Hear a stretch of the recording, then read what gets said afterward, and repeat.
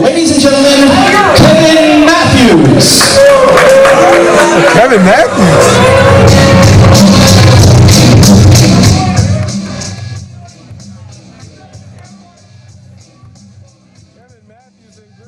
Obviously got to trim your music down a little bit so we don't have any copyright issues. I heard lots about it. I read it on the DO. I read it all over the internet. Oh, the crowd's booing him. Him and Reaper had an incredible match. Ending in a double count out where Reaper didn't let go of the crippling crossface. Kevin Matthews is hurt. I actually like that shirt very much. I read it on the DOI. And you know DOI is the most credible wrestling source out there. Well, let's see what he has to say. Let's see what he has to say.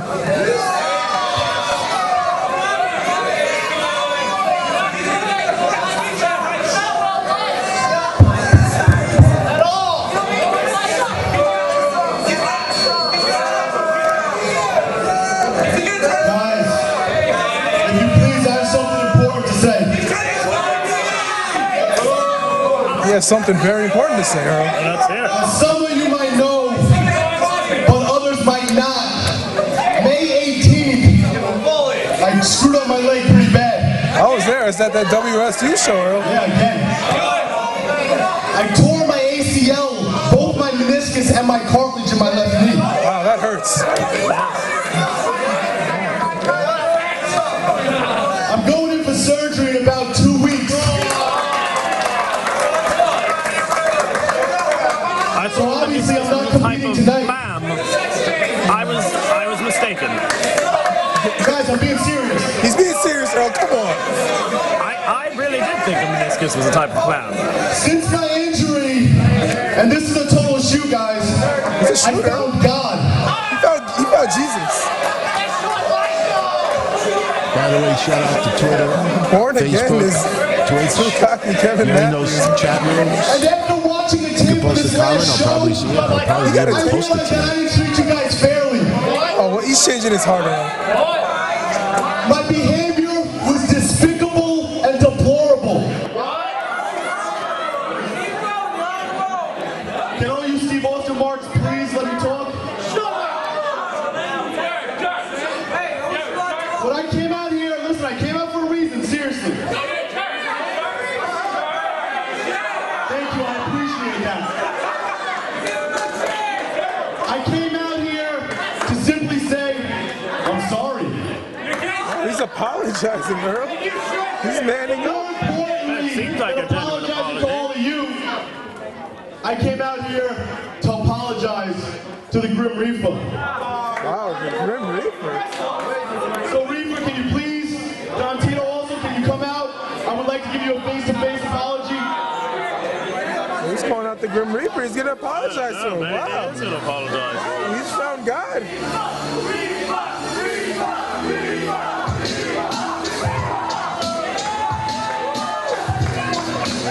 Reaper with Don Tony.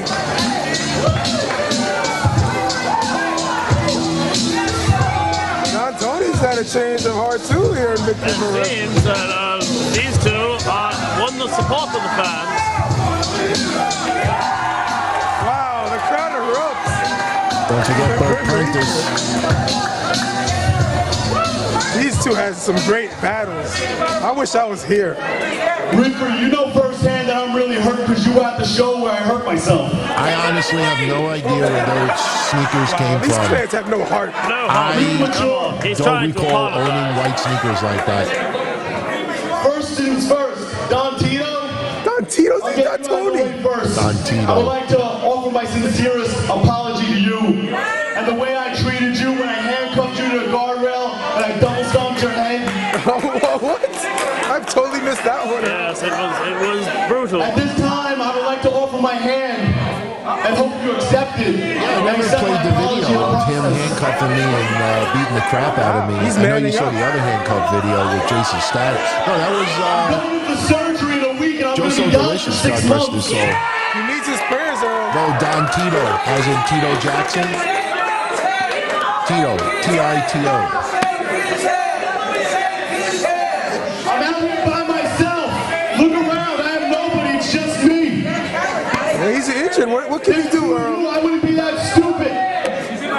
Take his hand. Give him a chance.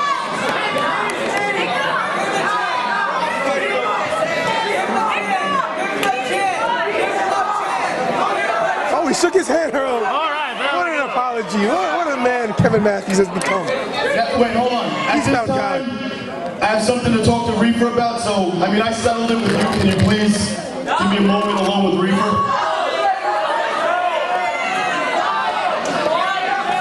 Moment alone. He's saying it in front of all these fans. How alone can they get? Looks like Don-Toni might leave him alone. No.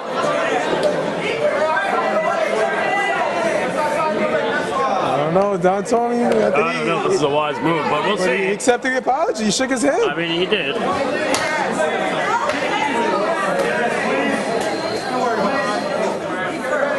Reefer, what I did to you, I cannot tell you how sorry I am.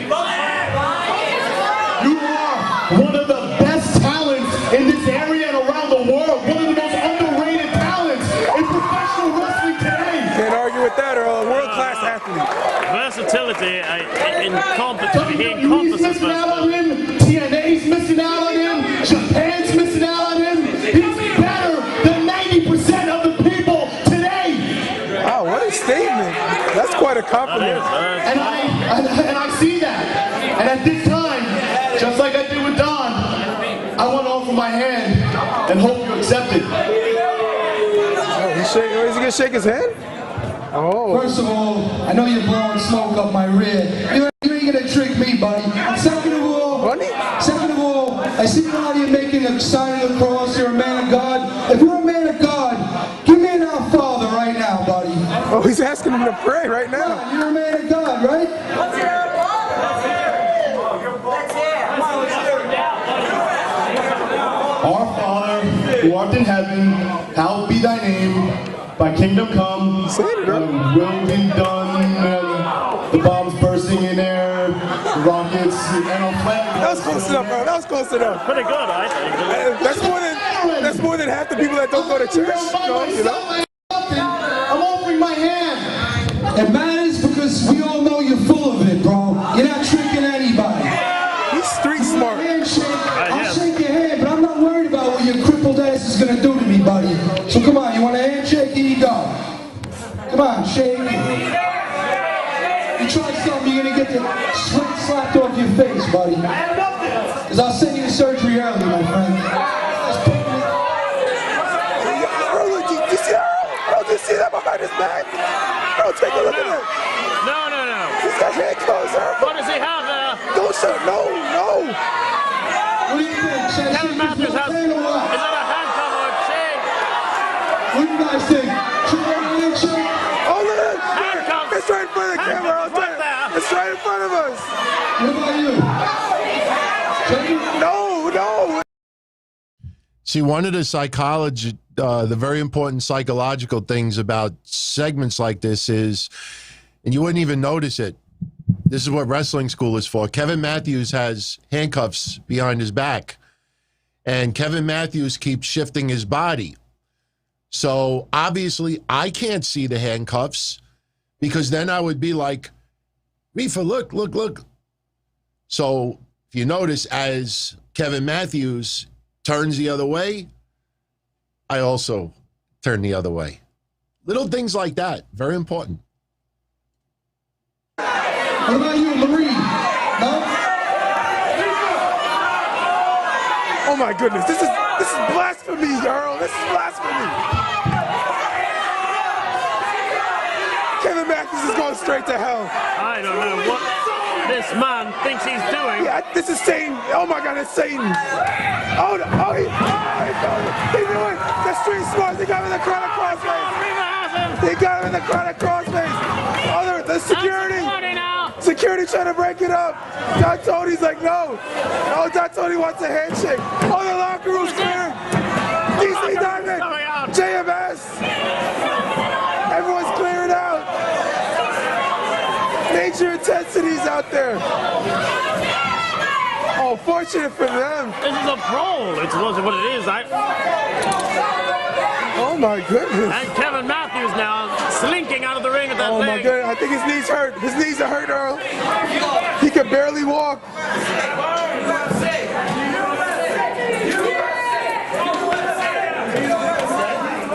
Wow, look at Don Tony. I think he knows a thing or two about handcuffs, Earl. I don't know. They said Kevin is happy, Earl. Can you believe that? Kevin is not happy. That's what we call it in England. What did he say? I don't know. Look at Reaper. The street smarts of Reaper right around the block in Queens, Earl. The crowd loves him.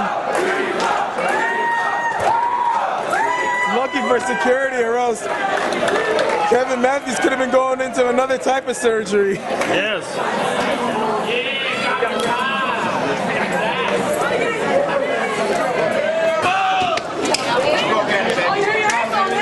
Good job.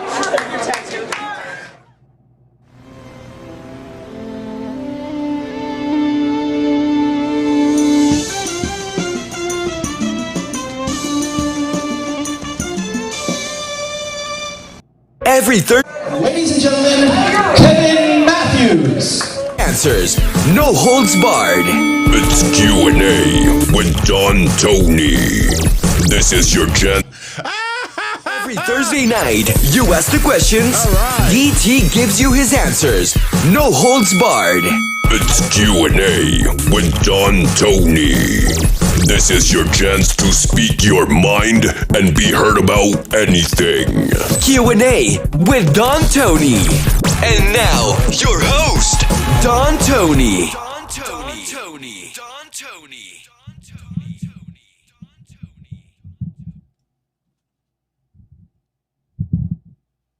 Technical difficulties. Technical difficulties. That's what I get when I play too much with my stream deck. And is Lee here today? Lee's not here. I haven't opened this baby up yet. Do that over the weekend. Check it out, everybody. Yours truly is sick as a mofo right now. I don't know what the hell happened yesterday, but if anybody was tuning in last night, you know that bottle of this is just plain water today. This is not club soda. I had that shit drank. I drank it literally halfway through the show. Whenever I drink excessive fluids, that's when I know something is off. My throat hurts so bad today, and right away my fiance, you got Delta. You got Delta. You got Delta. No, I don't have a fever. I'm just tired, run down. I think getting 2-3 hours of sleep on multiple days in a row starting to catch up to me a little bit. So you never, and trust me, drinking coffee, there is legit coffee in there. I don't know if you can see it. And by the way, for any of you out there, if you're ever thinking about going on keto, this brand is an awesome coffee mixture. It's like a creamer, but it has coconut powder in it. It's pretty freaking cool, man. It gives you a little bit of energy, a little bit of clarity.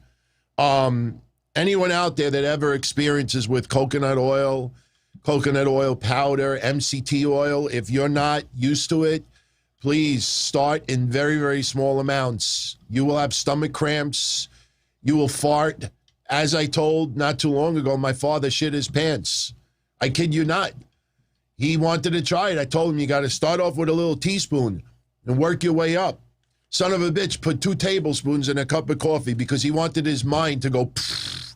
Instead, his ass went pfft. Got to be careful with that shit. Oh, man, the funniest is last week. Like I said, I made my girl keto flan, and I forgot that allulose and some of these sweeteners, if you're not used to having them, they give you major cramps and major gas. And she was almost in tears later that night. Why does my stomach hurt so much? What the hell happened? I had to tell her the truth. Like my mug? We'll have a fun show tonight, everybody. Sev, why are you saying Pete Dunne is released? I mean, when we put little random comments up here, we don't put ignorant comments. Is this going to work? It did work. Good. That little technical difficulty, I closed the box, and believe me when I tell you, it causes like disarray completely with this Stream Deck, because then all the numbers don't match up. And like, if I want to like shout out like our VIP family, see, I hit a button. If I want to do the channel members, I hit a button. If I want to take calls, I could go like this. So it definitely does help quite a bit. But you screw up one box and causes everything in disarray. Check it out. We'll take calls early tonight. So if you have anything on your mind, you want to talk about Bray Wyatt, you want to talk about AEW, you want to talk about the Tony Khan situation, I think the Pete Dunne, and check it out. That's twice I said check it out tonight. That's when I know I'm not feeling well. I don't go check it out. I know the situation you're talking about with Pete Dunne. And like I said, Thursday nights, for those that may tune in new, Thursday nights, it's basically off the cuff. Q&A, live calls, whatever you want to talk about. It doesn't necessarily have to be all about wrestling. And the chat room is available all night. In fact, I told you I was messing around with overlays so we could start bringing other podcasters on and do some collaborations. And I came up with something like this. You know, pretty simple, but, you know, neat. Chat room looks nice. Maybe that bottom part of the chat screen probably is not the smartest thing to do. I didn't check it out beforehand, so maybe I could fix that. Let's see. I apologize for a little bit of technical issues today. I am so under the weather right now, and I don't use that as blame. All right. Okay, we do this. That's actually good, so we can leave that alone. We can move this up a little bit. By the way, we'll talk about beautiful Bobby Eaton in a moment. Let me just do one last thing. All right. Very cool. Now, people are audio only. My apologies. I actually just had to fix something technical-wise. There we go. That looks much better. Much better. Believe me when I tell you, this is very difficult to have a full-time job, you know, relationship, to ill parents, and trying to like get all these little things added to the shows all at the same time and push out content as much as we possibly can. But you guys make it so worth it. So, you know, I try to make things a little cleaner, a little tighter, getting used to it. Oh, by the way, tonight, somebody wins this. Adam Baum. Here's a picture of him actually signing it. Bryan Clark, big shout out to him. That guy, man, seriously. You should know by now, everyone, I don't gush. When I worked for wrestling companies, when I picked up wrestlers from airports, when I dined with wrestlers, hung out in bars, hung out in the hotel rooms, believe me when I tell you a piece of advice, wrestlers just want to be treated like regular folk. Obviously, you have to show respect. You don't start using real names unless that is a normal thing that is public with that. You know, it's Shane Douglas. One of my highlights that I'll take to my grave was picking him up from airports and hanging out with him in a hotel room, you know, before Frank Goodman's USA Pro Wrestling shows, the XPW stuff, talking to him a little bit. He's the one that said to me way back when, this is 2002, he said to me, he's like, when he knew about my hotline stuff, because a lot of you already know this, but in 2005, when they did Hardcore Homecoming to offset ECW One Night Stand that WWE put on, I was supposed to do all those bus trips. Shane Douglas actually called up Frank Goodman and said, could you give me Anthony's phone number? I want him to do the bus trips because it was so successful what he did in XPW. He gave me a piece of advice in 2002 when I was doing my hotline still and podcasts were not a thing yet. He said, there's an old phrase, talk good about me, talk bad about me, just talk about me. And I still take that advice to this day. But when you hang out with these guys, you don't go up to them, hey, Troy. No, unless a wrestler says to you, call me, whatever, and they use their real name, then you use it. Daphne, when I was friends with her, never called her by her real name. Unless, there was something outside of wrestling and I had to call and, can I speak to blah, blah, blah. But that's a little piece of advice, But how he even got it, I have no idea. Oh, I know why. But you see, like Bryan Clark, I've talked to him a little bit online. And awesome guy, man, seriously. And I'm not gushing, but he gave me a nice shout out for my shows the other day. He once in a while lurks on the shows. He's already lurked on 3 of the shows that we have done. A Breakfast Soup, a Don Tony show, and I even think he was lurking on a Q&A recently. And, we've had other people lurk here and there. They look, a lot of wrestlers don't want to be made public some of the things they follow, especially some where you might get a little bit of heat over it, so they don't make it public. And I don't make it public unless they say you can make it public. But I don't gush over wrestlers. I treat everybody like regular people.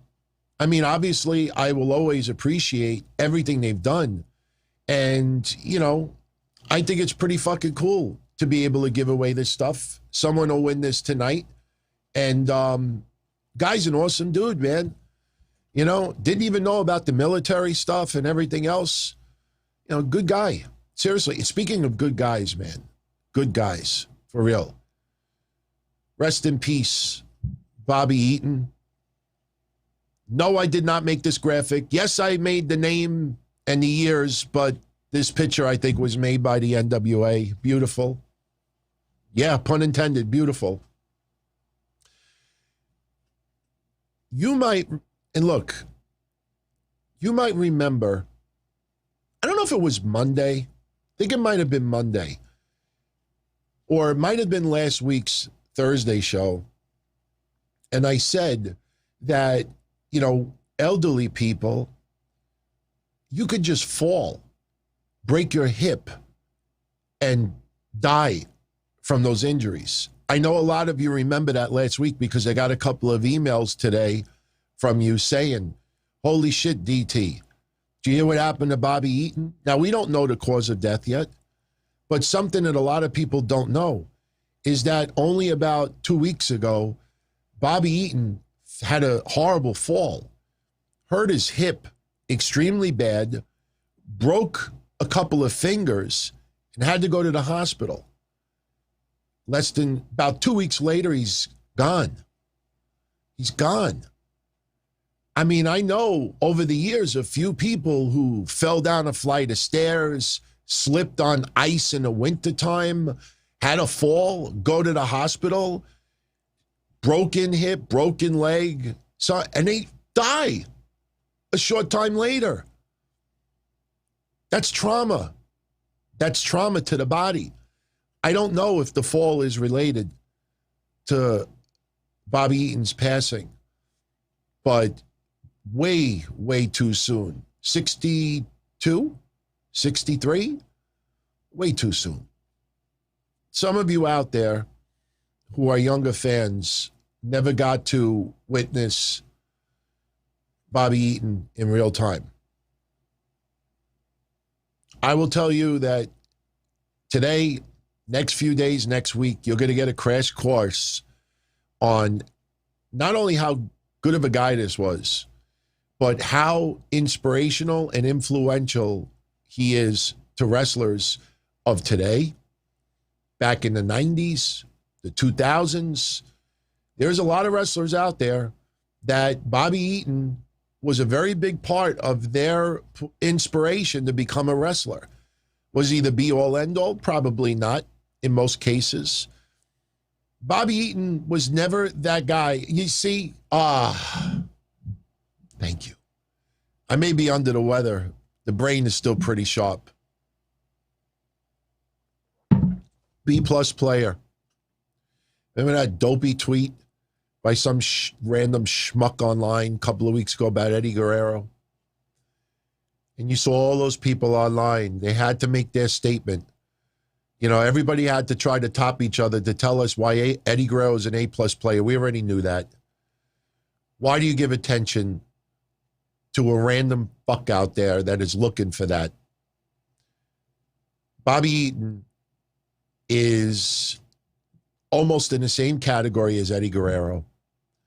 Bobby Eaton was an A-plus player, an A player, not a B-plus player, an A player. I don't know about A-plus, but a player. Inside, outside the ring, he's A-plus, no question. You don't have to be a heavyweight champion. You don't have to have long title reigns. The Midnight Express, my God.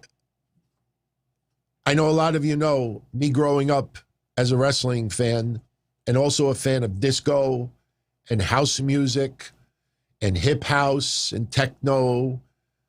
Little breakbeat, not too much. It was too fast for me.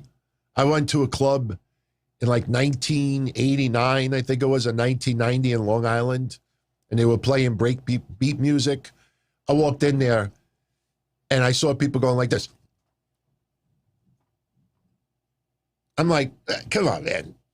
The best you'll get out of me is sitting at the bar. I still do it to this day. You know, you're having a drink. That's it. And you got this jungle music. Oh, my God. How awesome was that about 10 years ago? There was an incident. I was driving home, and somebody was cranking jungle music. And I talked about it on one of my shows. And you had a bunch of people, you fucking racist. You fucking racist. You're associating black music with jungle music. They had no idea that there actually was a music genre called jungle music. People want to throw the race card for every little thing. Zoe Stark. Oh, my God. Seriously. But Bobby Eaton, A player. A plus, A, you know, was awesome. Was awesome.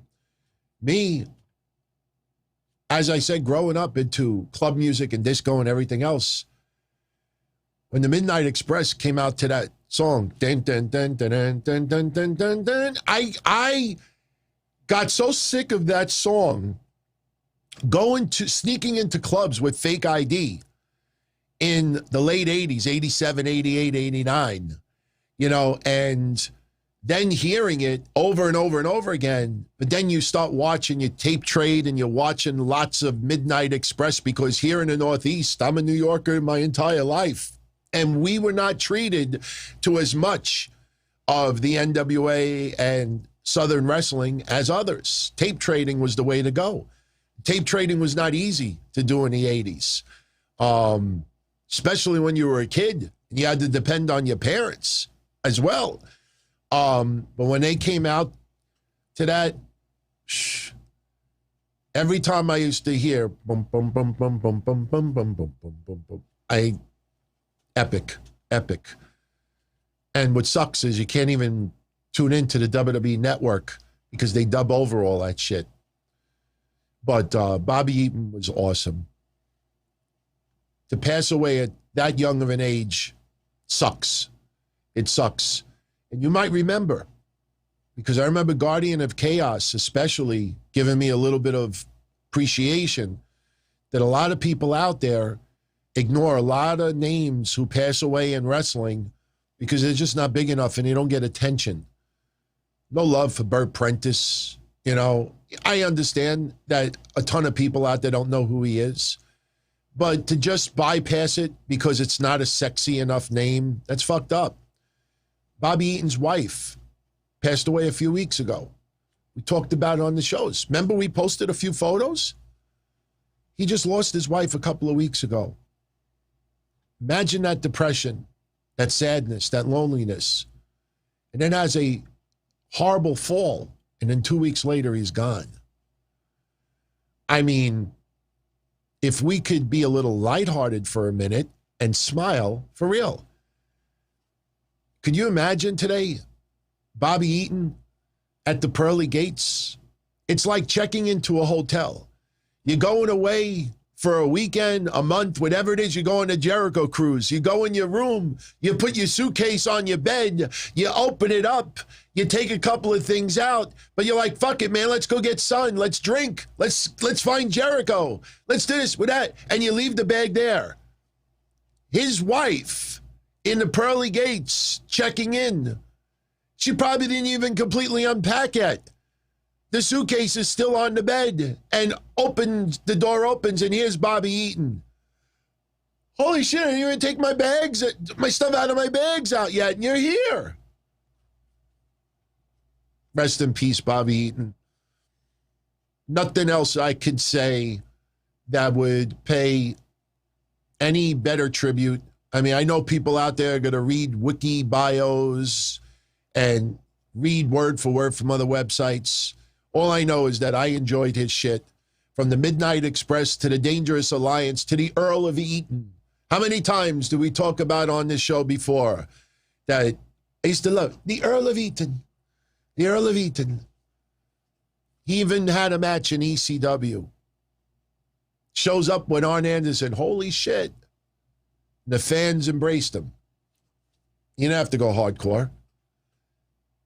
Bobby Eaton, if you didn't understand how dumb that Eddie Guerrero tweet was, look around today, next couple of days, and you'll understand why Bobby Eaton is not a B-plus player. And Bobby Eaton, I know it sounds like I'm saying Heaton, but that's just my New York accent. But Bobby Eaton, you go back into history, not the most showboat of a person, but just so smooth. So freaking smooth in the ring. So rest in peace, Bobby Eaton. Thank you for the memories. Much love. And all the love that he's getting tonight, so well deserved. So well deserved. I wanted to just switch it back for a minute because I wanted to get into a couple of super chats, a couple other things as well. Steve Joseph, thank you, Steve. You're right. And a few people corrected me over the last 24 hours. Darby Allin challenging the best of the world is not next Friday. It's the Friday after. You're absolutely right. I kept thinking of the debut show, and all that excitement and this and that. I personally think you still, tease CM Punk next Friday. It's the first ever show. I hope Tony Khan, even though Rampage is only an hour long, and even though Rampage is not going to replace Dynamite, it's a Friday night. Rampage is probably going to get, in the beginning, it'll get a bigger rating out of the curiosity factor, but it's probably going to average around 500,000 viewers, give or take a little bit, 600,000, 700,000. Once you have you got to remember something. You got to remember more than anything why Rampage was created. That's something that people have to think about. These other shows are to help elevate the stars of tomorrow and the stars they're trying to bring up so they could be talented enough to be on Dynamite, your flagship show. So Rampage, yes, the first show you want it to be extra special. You want to push a few people, give it that extra oomph. When you go back in the history of wrestling, Rampage, the first ever Rampage, will have a similar feel and nostalgia like the first Raw, the first SmackDown, the first Sunday Night Heat. The first Sunday Night Heat for me, Shane McMahon on commentary and everything like that. I mean, I remember all that shit. And you had some pretty big names on Sunday Night Heat. So you obviously want to have the first Rampage to be loaded. So when we look, if that show becomes successful, we look back at it and we go for nostalgia purposes, check out episode 1. You want some big things to happen on there. So that's kind of probably subconsciously why I kept thinking that. But you are absolutely right in what you said. King Malice, and I apologize, everyone, if I sound off. I feel off. My throat is extremely scratchy. My nose is a little I feel beat up. My shoulders feel like I lifted 1,000 pounds for some reason. I'm just a little under the weather today. So, that's why I want to start taking calls really early tonight so we could call it a little bit earlier. We'll do the contest a little bit sooner, and I will announce what next week's contest will be. It'll be pretty cool. But King Mouse, thank you he says, thanks for giving me the confidence to start my own channel. Thriving Addict is the name and covers his battle with addiction and suicide. Robin, I know the channel. I'm a subscriber already. I will post it when I go like this on the archive later. Where are we? 36-minute mark? I'll remember. When I go like this, there'll be a link to his channel. I want to show you something. And I hope he doesn't get mad at me for saying this. I know he really doesn't talk about it publicly, but I have seen him say a little bit on social media, so obviously I won't get too deep into it. You see what King Malice is saying right now? All right? If you didn't tune in yesterday to the show, you got to see this. This is pretty freaking cool. I didn't even notice this on Raw Monday. And trust me, what I show you now actually coincides with what Robert just said about addiction, okay? This past Monday on Raw, I didn't notice that the Breakfast Soup Posse was represented on first row. People showed me when Goldberg came out, there's somebody there with a Breakfast Soup shirt, Don Tony, ringside. And then this happened. And yes, I got permission from WWE. Over the years, I have some emails for some people. Yes, their employees change from time to time, but you drop an email and you do it early enough. Hey, it's all right if I stream 10 seconds of the footage from Monday? All right, but don't try not to use the audio so it doesn't give you any automated problems on YouTube. And I have the email. This way, if I get any bullshit, I can just say, here, look, I got permission from WWE. But check out Monday. Love that shit. Oh, man. Every week seems like something pretty cool happens to our extended family. And the haters out there, seriously, the cup is full. I drink your tears. Good things happen to good people. I don't know why they don't understand that. Rye Baker battled a long time with addiction. And Rye Baker has sent me messages in the past thanking him for helping him guide, out of addiction. And it's weird. I'm not going to lie. It's weird. 20 plus years, I've had a lot of people say to me, DT, I thank you for helping me get strength. And without trying to sound like a dick for a minute, how is Rye Baker and King Malice and others, how are they going to get inspiration from people if all you do is just say, Goldberg sucks. This fucking shit sucks. This sucks. This sucks. Vince should die. Vince should retire. This sucks. This sucks. I hate this. I hate this. I don't have a job. I don't have money. This sucks. AEW fans are goofs. All these other people, look at these middle-aged goofs acting like children. How does that inspire people? That is one of the reasons when I started this channel, one of the most important things that I said from day one is this freaking climate on here has to be positive. It has to be positive. Sure, not everybody's going to want to get deep into conversation, but I want people to be able to relax. You're Goldberg, and Rye is a Goldberg fan. Rye's a Goldberg fan. I wrote online, respect. And some people hated that. Oh my God. How ridiculous is that? That some fans are fans of wrestlers that some people aren't. And for some reason, people are mocked and made fun of. So it is humbling beyond your belief that I could, help some out there. And I'm here for all of you out there, seriously. It's very important that, not every single one of you out there wants to have that personal connection. You just want to sit back, be entertained, get your mind off of horrible stuff, bullshit in the world, and just enjoy yourself. But for some out there that want a little bit more of a personal connection, I love giving it. Mish has said to me many times before, DT, I think you're a little bit too much of an open book. I think you reveal too much. And I'm like, why? It may help someone else out there.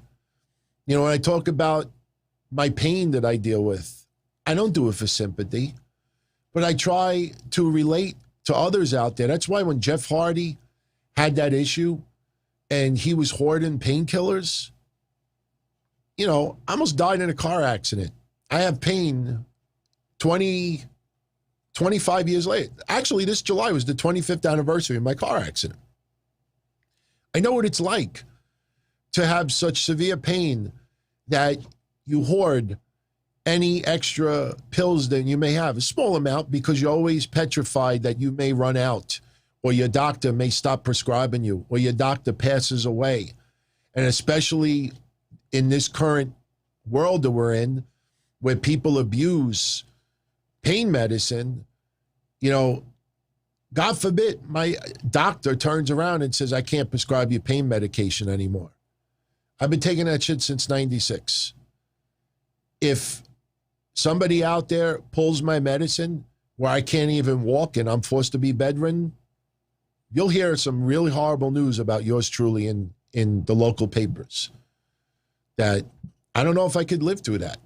And I'm just being brutally honest about it. I mean, honestly, I try to do other things. I get the spinal stimulator in me, weight loss as much as I can, but let me tell you something. It's not just the physical pain or physical well-being. It's this too. Somebody complained yesterday and said, DT, you talk about social media too much. Well, that social media climate is what led to all this Max Caster stuff. Remember what I said yesterday?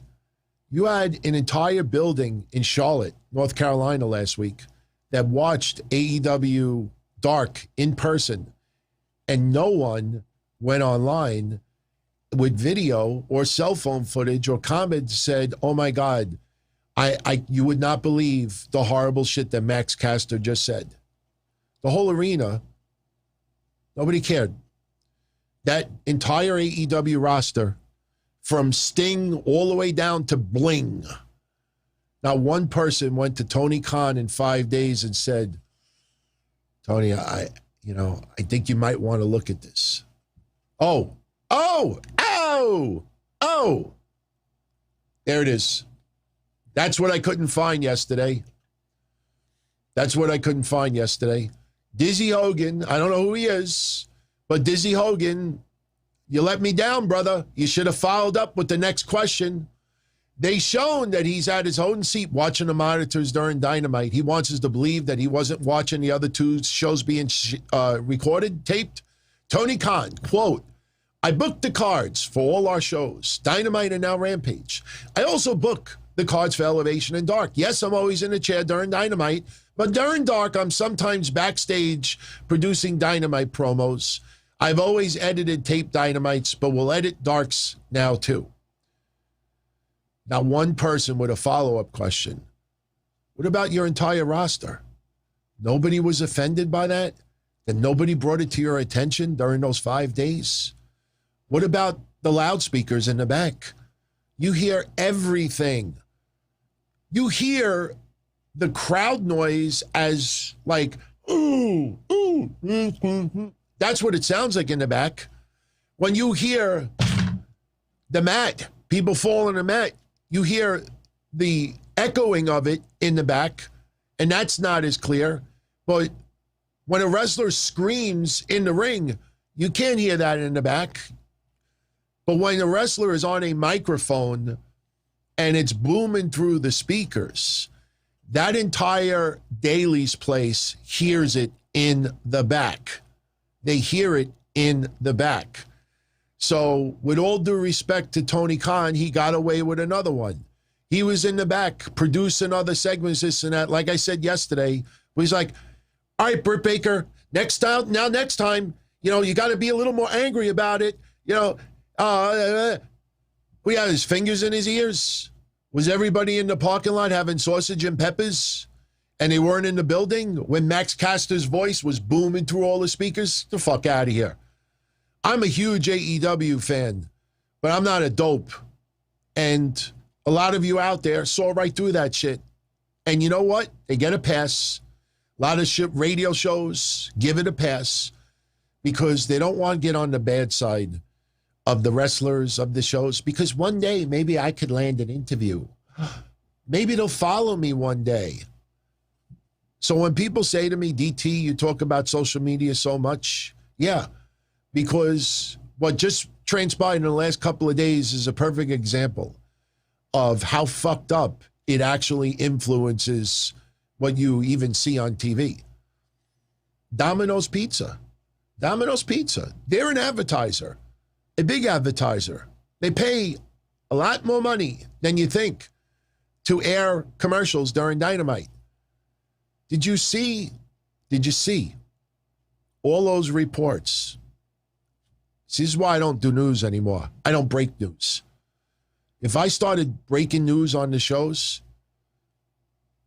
I'll make some of these people look so fucking foolish you wouldn't even figure it. They wouldn't even know it hit them. Case in point, remember yesterday, the code of conduct by AEW? People were reporting news yesterday. AEW, code of conduct. Blue check marks yesterday. Did you see what they did tonight? AEW code of conduct. That was out for 3 weeks. Nobody gave a shit. But they're trying to break it like they got an exclusive now because it coincides with the Max Caster stuff. Okay? I'll throw you one right now. Some of you asked me to talk about today about WWE trying to get people to spark outrage about what happened with the pizza cutter and Nick Gage and Domino's Pizza and all that stuff. Did you see all those reports about it? They blamed WWE for all the outrage. What they didn't tell you is that during Dynamite, during Nick Gage versus Chris Jericho, after the Domino's Pizza commercial aired, before AEW went off the air, Domino's publicly started freaking out. The fuck is on his TV right now? They didn't say it like that. They already knew. They were already complaining to the network before Dynamite went off the air. Nobody brings that up because it takes the sexy WWE's trying to stir the shit up. It takes it and it blows it out of the water. So be careful what you read online. And honestly, I'm just expressing an opinion. And I know this is kind of ruffles some feathers, but I don't give a shit. I tell it like it is. For some of you on the original Discord, and I'm sorry that the new Discord, I haven't officially launched it yet. Last week was kind of crazy, but I'll post an announcement in the community section this weekend. So all of you can join it and we could start chatting and interacting there. And by the way, the video from the Q&A for the channel members, I have it done. I'm going to post it probably tomorrow, if not Saturday morning, because I had to edit a couple little things in it. But for those that are still on the original Discord, stop posting fake news just to spark conversation, in my opinion. You know, that's just my opinion. You know shit is bullshit, and people keep posting and posting and posting it. You know, I just think that doesn't help anything because you, especially with, did you see the latest one? SummerSlam might be canceled.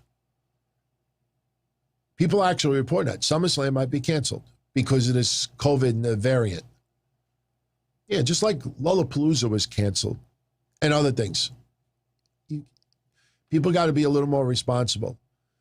You know, I mean, you got to ignore those people out there. You can't give them play because you give them play, they feel like that they're established and it gives them, in their mind, credibility. And that shit gets worse and worse and worse and worse. So, just opinions, everybody, just opinions. You may not agree with it, but shout out to you again, King Malice. AS7607, shout out to you. Bobby Eaton is one of the most underrated wrestlers in this business. I disagree. Who deserves much love and praise? I agree. For what he's done in the industry, I wholeheartedly agree. Underrated, I wouldn't say, because the Midnight Express versus the Rock and Roll Express, man, that's like the Von Erichs versus the Freebirds. In our generation, it's not talked about much anymore. Bobby Eaton had an illustrious career. If anything, Bobby Eaton may have achieved more than what a lot of people would think. Look, I'm not criticizing the guy, all right?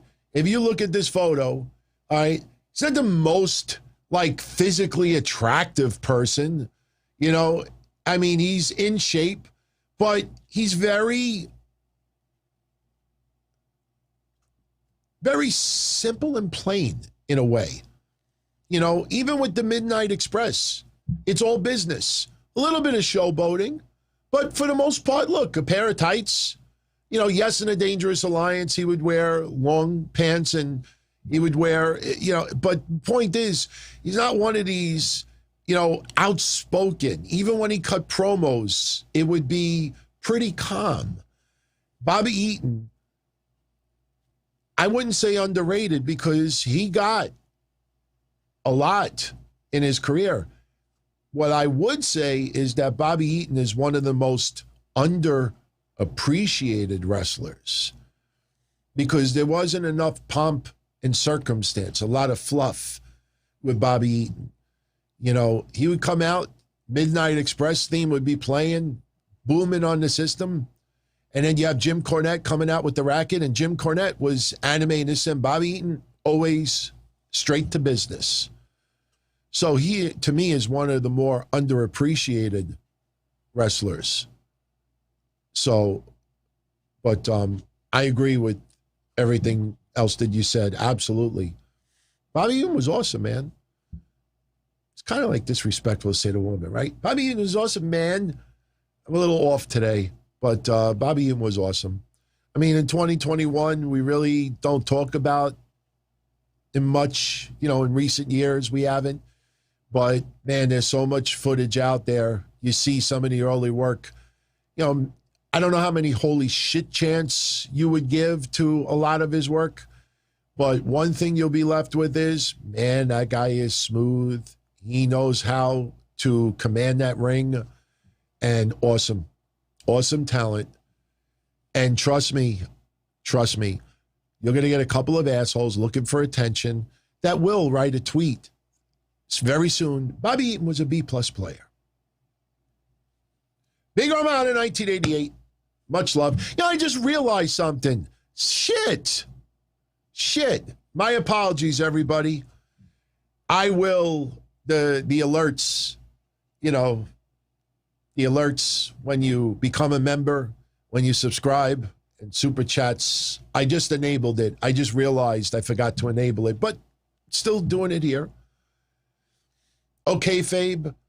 Shout out to you, Connor. I'm this close. If you want to come on as a guest, you know, maybe we'll figure out if we're going to talk wrestling or if we're going to just talk about life itself.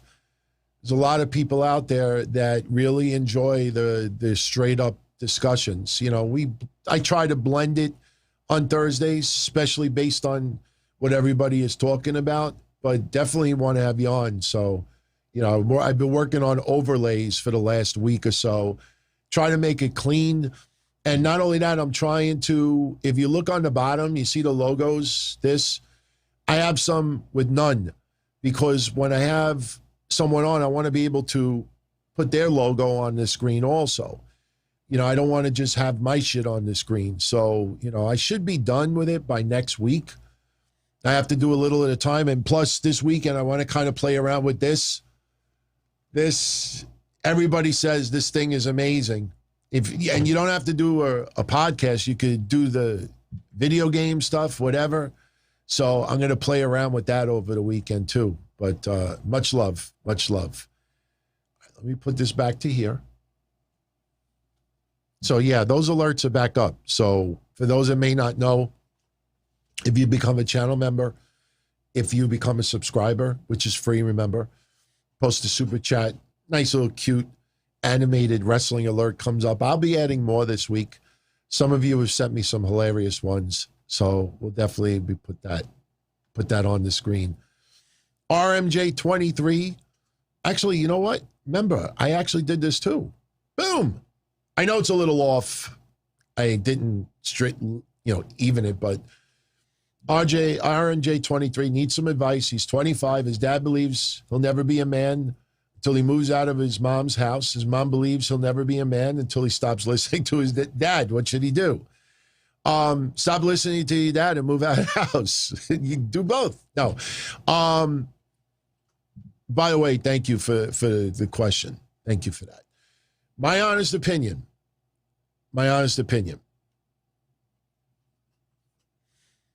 I don't know what your entire living situation is. I don't know, how good of a relationship you have with your dad and your mom. The fact that that's what you brought up sounds like that you have a good relationship. It's just that your father has a viewpoint about you, that he feels that you'll never truly grow up unless you move out. And your mom, I'll tell you right now, based on what you just said, your relationship between you and your mom is probably like this close. And believe me, I'm now entering my 50s. I go see my mom, and my mom's like, what do you want for lunch? Ma, relax. I'm good. I got stuff. No, I want to make you something. I swear on God. I stay over their house every Tuesday night. Because Patreon, we don't do video, it allows me to do Tuesday night show from there. I see them also on the weekend. I try to help, laundry or whatever. But whenever I stay there Tuesday night, when I wake up Wednesday morning to go to work, before I leave, my mom always has on the table a paper plate with a piece of aluminum foil over it.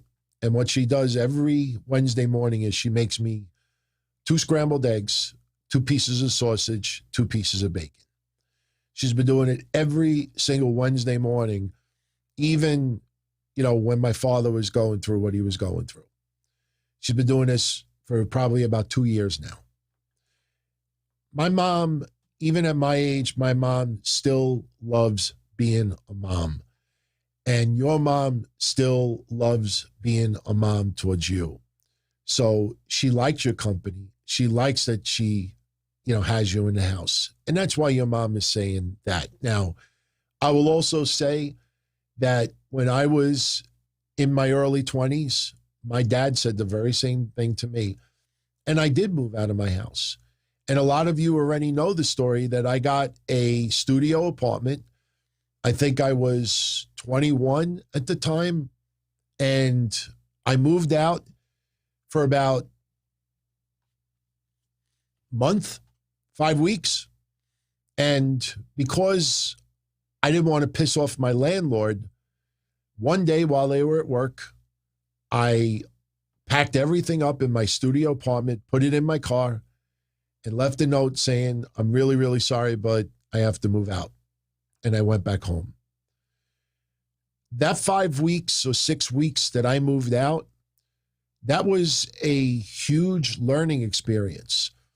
When I first moved out, the first thing I did, and I'm sorry for being blunt about this, I found any girl that I had talked to in the past. I didn't care what she looked like, what she smelled like. I just, as long as I knew that she would love to come to the house and have a little bit of fun. That's the first thing I did. I have my own place. I wanted to show it off. I wanted to get laid. Couldn't do that with my parents living at the house. Every time I tried to, like have a little fun underneath the sheets. No, Mom, we're just playing video games. Did you hear a little squeak? Never was able to get away with it. So that was one of the first things I did. Then I went grocery shopping. And you walk around and you're so proud and you're the shopping cart. And I'm buying everything for me. Within a week, my refrigerator, I think, just had hot dogs and water in it. I didn't have a lot of money. And I couldn't keep up with it. I missed being home. I realized how fucking difficult it is to be on your own. Move right back in. So, your dad is saying it because your dad thinks that you have to get a little bit of, experience on your own because our parents are not going to be there forever. And he wants you to get a little bit of extra responsibility. Problem is, if you do move out, you probably hurt your mom's feelings. If you don't move out, you hurt your dad's feelings. But it does, to me, it sounds like your dad is just looking out for you. But my father said the very same thing to me back in the day. And something tells me some of you out there have very similar story of what I just said. So I'm looking at some of your responses. Yeah, I put the more positive ones on. Am I a savage? No. I was just a horny, very chubby, 21-year-old that wanted to get laid. So I didn't care what she looked like. If she was willing to come over and hang out, baby, I just want to hang out and cuddle, and watch some TV with you. Can I get you something to drink? You want water? Haze, did you get the cards, Haze? Haze has a very similar situation. I'm checking. There was a couple other comments. Oh, no. Near Rofe I was not a ladies' man. No. Totally opposite. I've never been a ladies' man. Hell no. Shit no. But SoFly is freaking funny. SoFly remembers sneaking in a bang in his mom's house, telling her to shh. I tried, man. I will say this. I'm revealing a little bit too much. But when Superstorm Sandy hit, a lot of you know that my father never left the house. And my father truly lost it. I mean, thank God they were able to survive that, keep the house. My mom lived with me for 2 months. I had an inflatable mattress, one of those Coleman inflatable mattresses in the living room. And I offered my bed to my mom every single night. Ma, sleep in the bed. I'll sleep on the couch. I like sleeping on the floor. It makes my hip feel good. No. And she would sleep on the air mattress. Well, I for those that don't know, my fiance right now, we started dating about 2 weeks before Sandy.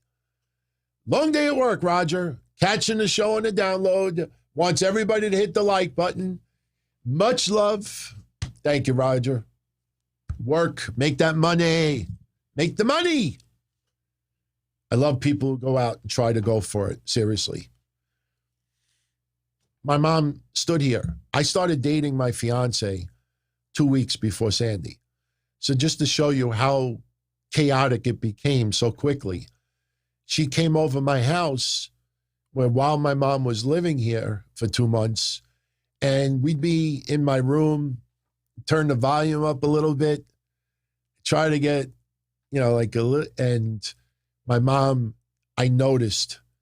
I never was able, I just felt like my mom was going to, you know, accidentally like walk by because you have to walk past my bedroom to get to the bathroom. But I noticed like after 2 weeks, I said to my fiance, I said, she has to think that we're up to something. She's like, why? I said, because you're in my room for 4 or 5 hours. She doesn't get up to get a drink of water. She doesn't get up to pee. She doesn't do nothing. And she must think like frozen, like, and I felt awkward. So I was never able to sneak one in, even at my age now and after Sandy. So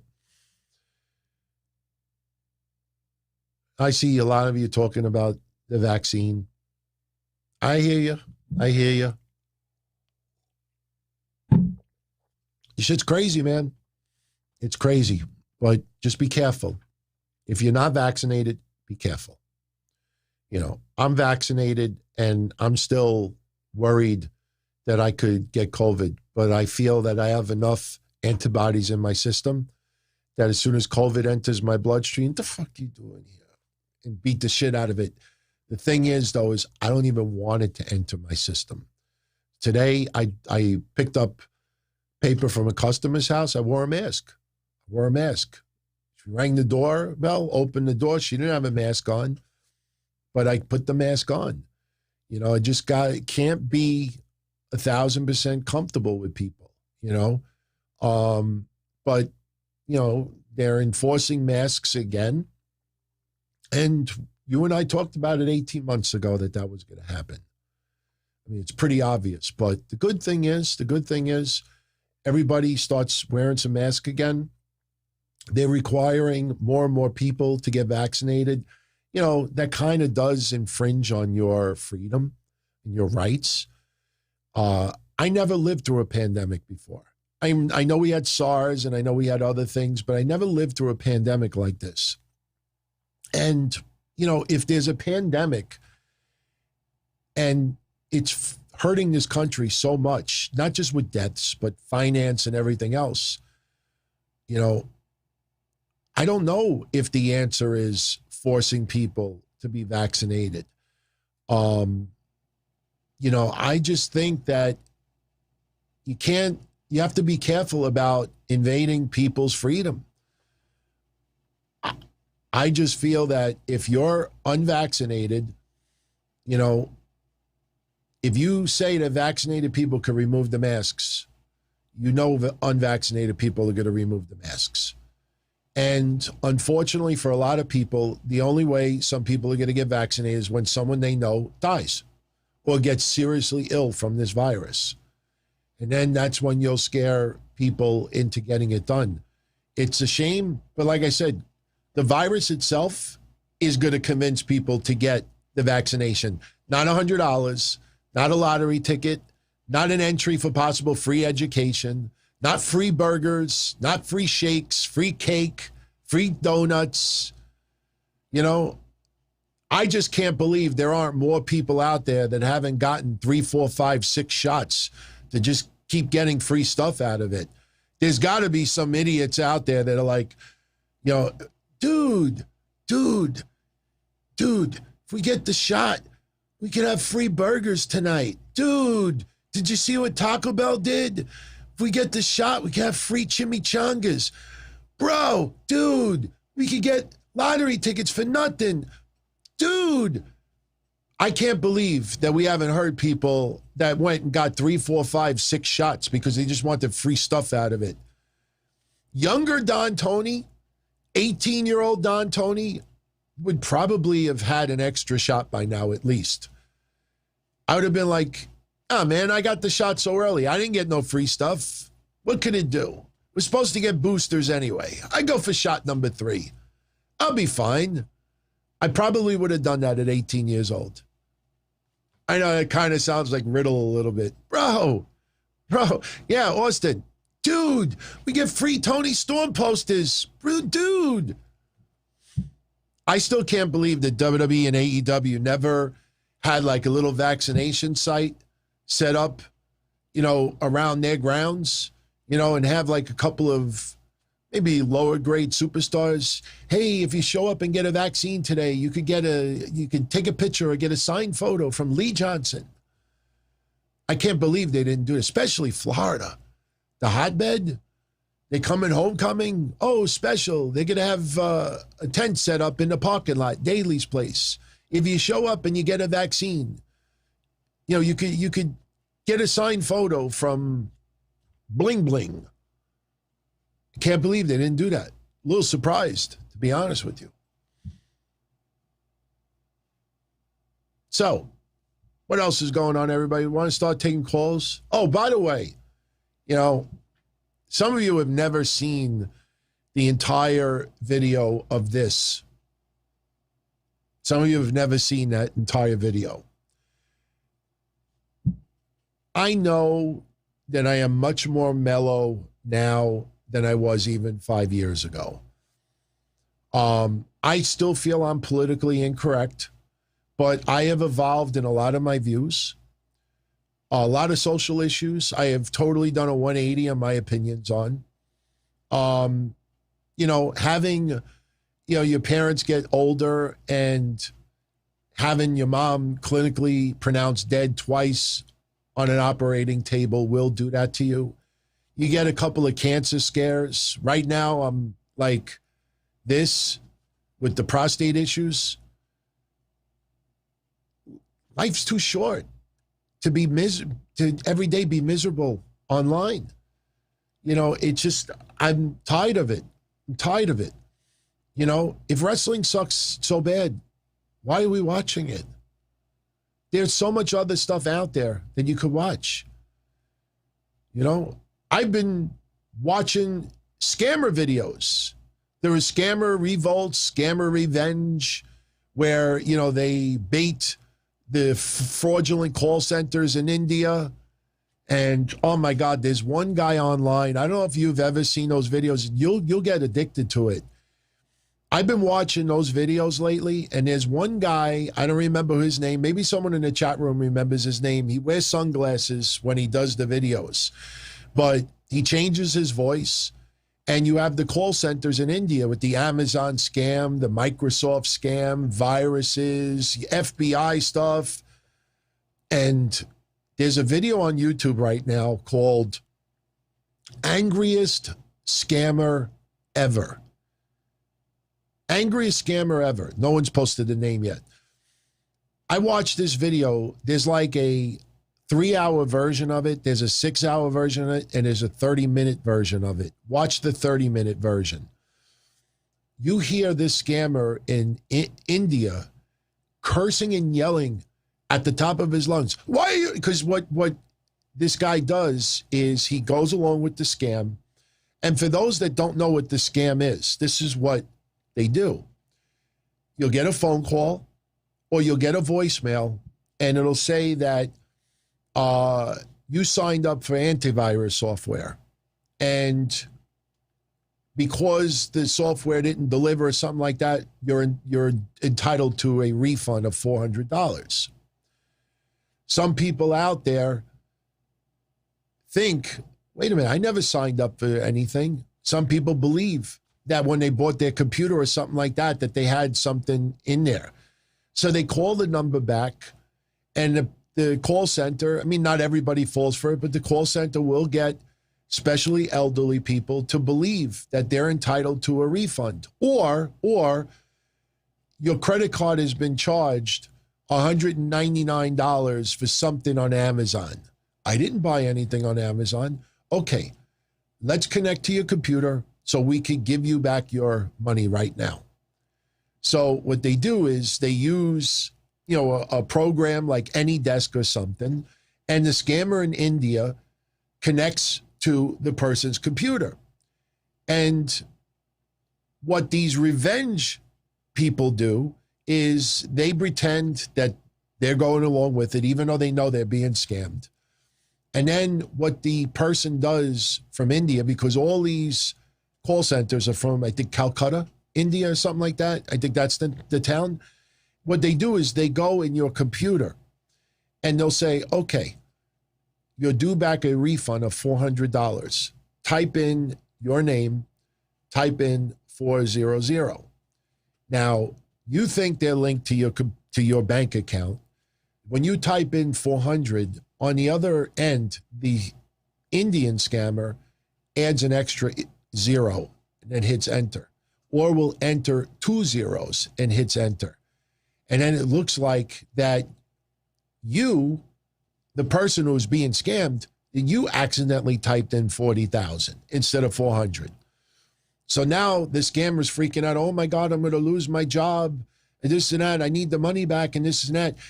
Meanwhile, there's no money given to you in the first place. What they'll do is if you have 2 bank accounts, they actually will transfer money from one account to another. So the account that you're looking at, it looks like it increased in value.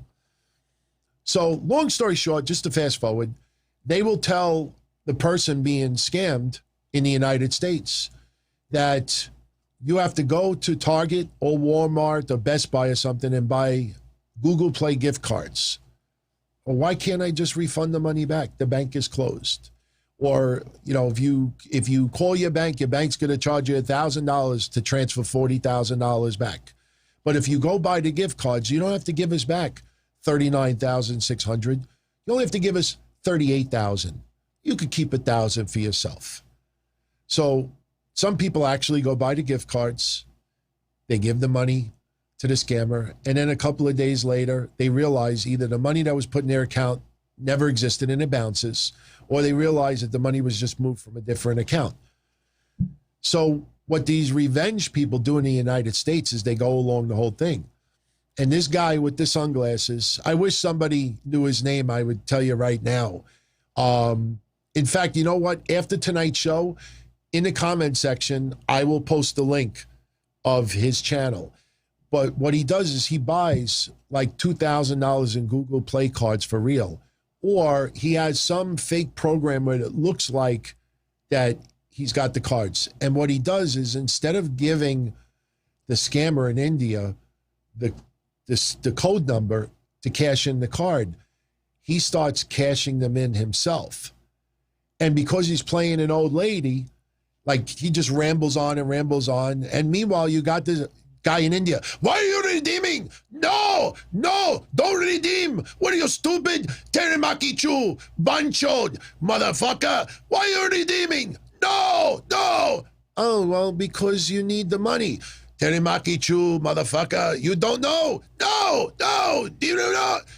30 minutes screaming at the top of his lungs. It is by far, in all my years of being on YouTube, it is in my top 5 of the most epic videos I've ever seen. I mean, I know all the rude words now. I call my fiance sometimes like, hey, Banchod, Tirimaki too. I can't remember the others right now, but it is one of the wildest videos you've ever seen. It's wild, and I've been addicted to that shit lately. Is it Kitboga? Sam, I think that is it. Kitboga, Kitboga. But the video that I'm talking about, I obviously can't play it here because I don't know if he'll flag it. I know there's a new feature coming out where we actually can play clips of other people's shows from YouTube. I guess you could do like little spurts of it. But I'm going to post a link to that video. I promise you, if you watch it, you're going to be like, just insane what you hear. I never heard anybody. Yeah, I think Ben showed is like, you fuck your sister, you fuck your mother, something like that. It's a horrible term, you know? And then there's a guy, Scammer Revolts, who I like, you know. He seems down to earth. I noticed he definitely had a change in his channel. The guy used to curse all the time. Used to say some really horrible stuff back to these scammers.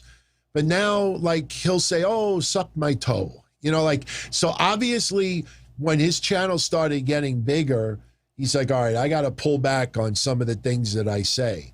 But the video that I just talked about, it is the wildest video that I've seen in recent memory. It's crazy. I promise you, I'm not overhyping it. You'll not be disappointed when you see it. It's crazy. It's crazy. My throat is really bothering me right now. I'm actually a little worried about it. I don't know why it hurts so much. I don't know. Anyway, want to do the contest? Very simple. Everybody who left a comment on last week's show, I am going to run a program now. It'll be live on the screen. It's called the randomizer. Oh, no, the randomizer. Yeah, I guess it is a randomizer. It's called Pick a Winner. And all I do is hit a button, and it will randomly select someone who posted a comment on last week's episode. It's the same format we're doing for the Bray Wyatt contest from this past Monday, and it's going to be the same format when we do next week. And the reason why I'm sticking with the comments right now, we'll do trivia again in 2 weeks. I'm working on something pretty fucking cool. If I get this, which I think I will, it's an item that is autographed by 15 current stars on TV. Not the biggest stars, but it's not going to be anybody like Reginald or Tozawa or anybody. It's going to be higher than that. But so 2 weeks from now, we'll go back to trivia. But the reason why I like the comment idea is because, you know, all these little algorithms on YouTube, you hit the like button, which would be awesome. If you post a comment, if you stay tuned to the shows longer, like the more that happens, the more YouTube tells others, hey, check out this show. You might like it. And that helps tremendously. So it's like the best of both worlds. Everybody's interactive. I get to interact with you too. And somebody might win a prize out of it. Now, the catch with this one is you have to show up in the chat room to claim your prize. Now, because Monday's show is 1,000 times bigger than Thursday, you know, we're going to let whoever it is, we'll let them have the second hour of the show to go in the chat and claim their prize. Here on Thursdays, you know, the reason why I say you got 5 minutes is because if whoever we pick next Monday for the, what were we giving away? Oh, the Wyatt, that collector's box, you know, which seems like everybody's snatching them up now since Bray Wyatt got released. The cheapest one I saw on eBay now is like $179. But when we pick a winner at random next Monday, this coming Monday, if that person does not show up in the chat room to claim their prize, then next week we pull a new winner. And if that person doesn't show up, then the week after, we're not going to keep pulling winners on Monday. It's going to be one person. If they don't claim it before the live show ends, then there's no winner, and we do it again next week. Here on Thursdays, though, I want someone to go home a winner. So I'm going to pull a name now, and you have pretty much 5 minutes. And in the future, I'm going to have a countdown clock on the screen. I could do it now, but I don't want to fuck with anything, but I'm going to put a countdown clock on the screen. If you don't claim it within 5 minutes, then we'll pick another winner at random, and we'll see. So, believe it or not, Roger has not claimed the Matt Hardy stuff yet. He was very much appreciative of it, but he hasn't claimed it yet. And, you know, he may want me to put it back in the pool and do another contest. Look, remember we gave this away 2 Fridays ago on SmackDown? Remember when Balor made his return? Person never claimed it. I've had a couple of contests. Think about this. 2 months ago, we did a autograph photo signed by Scarlett and Karrion Kross. It's a pretty cool photo. And the person never claimed the prize. So that's back in the pool. Not everybody claims the prize. A lot of people just want to play for fun. So, you know, that doesn't surprise me. It doesn't surprise me. So anyway, without further ado, this is how we're going to do it. I'm going to put on this screen right now the program. And then as soon, yeah, you can, well, I guess you can see it. Hold on. No, this is better. This is bigger. Okay. And by the way, you can see my mouse now. Remember before we couldn't see the mouse? See over here? Okay. So here's what we're going to do. On the left, yes, I subscribe to TubeBuddy and vidIQ. I subscribe to both. They help. They help.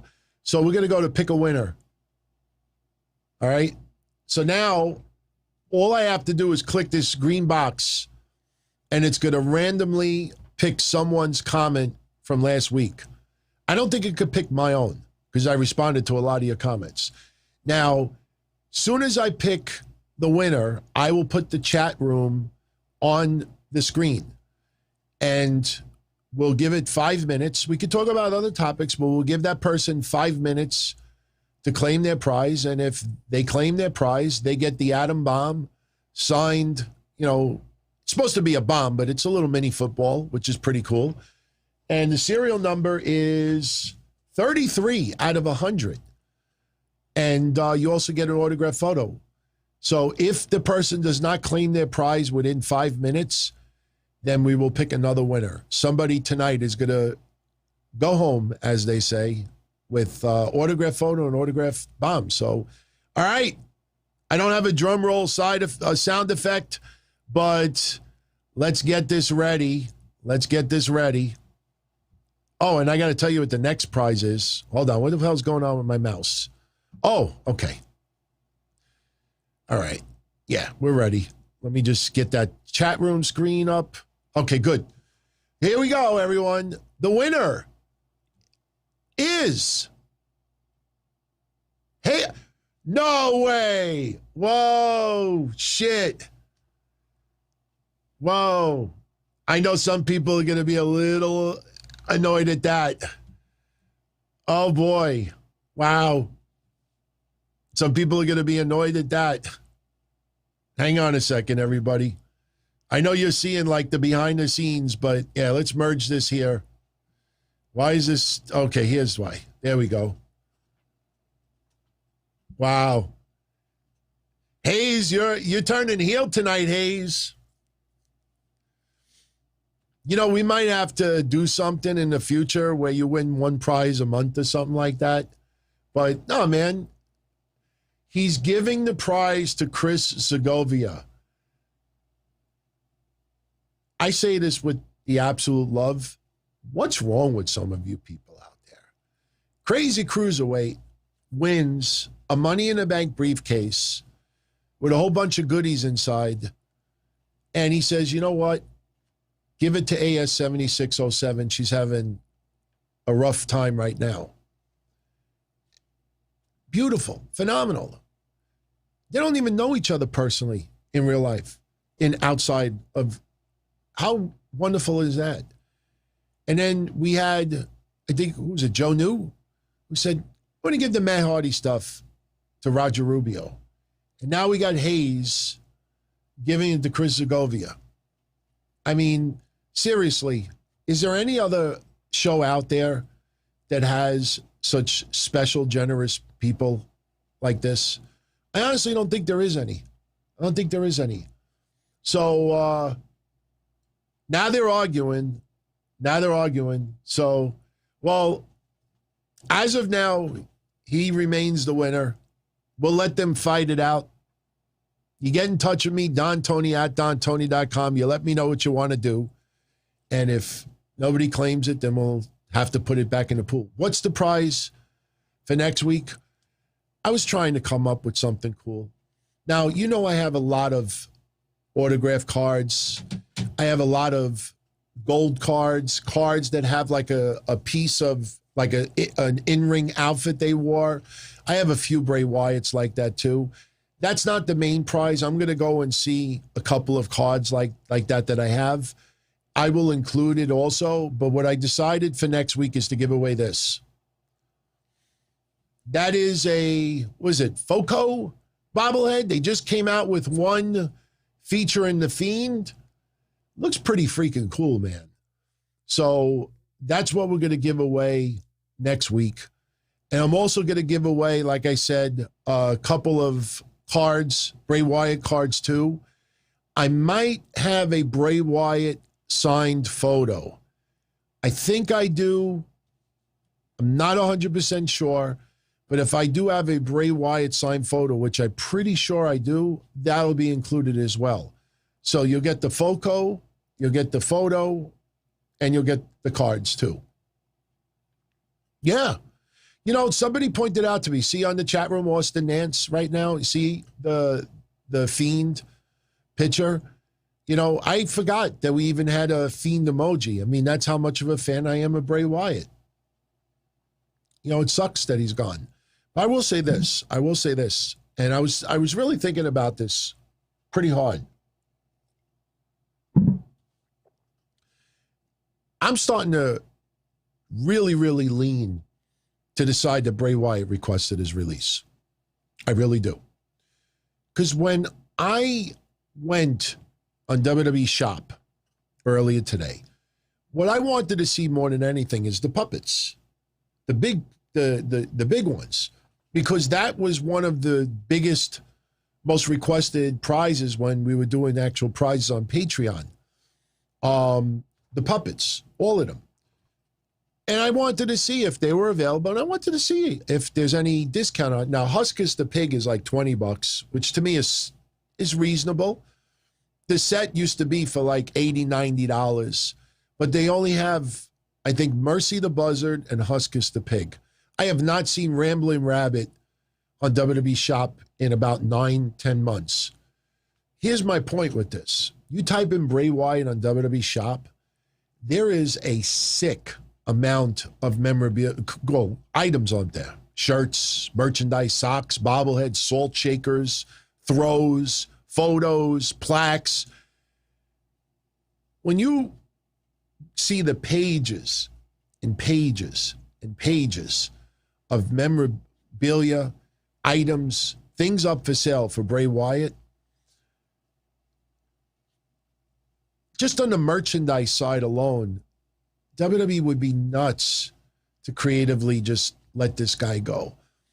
The more I see the overall picture, I think that Bray Wyatt just did not want to come back.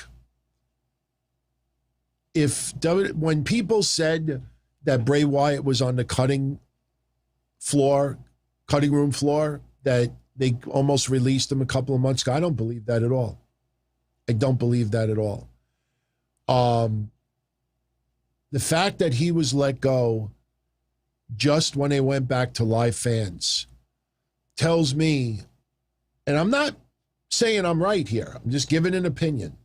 But when I see that much merchandise for sale for Bray Wyatt, and think back how popular this guy is and how crazy of a merchandise seller he is, I feel that they went back to live fans. Bray Wyatt was not looking to return. And I think Bray Wyatt told WWE, I can't return. For whatever reasons, family life, Brody's passing, a combination thereof, he, I think, was not ready to return.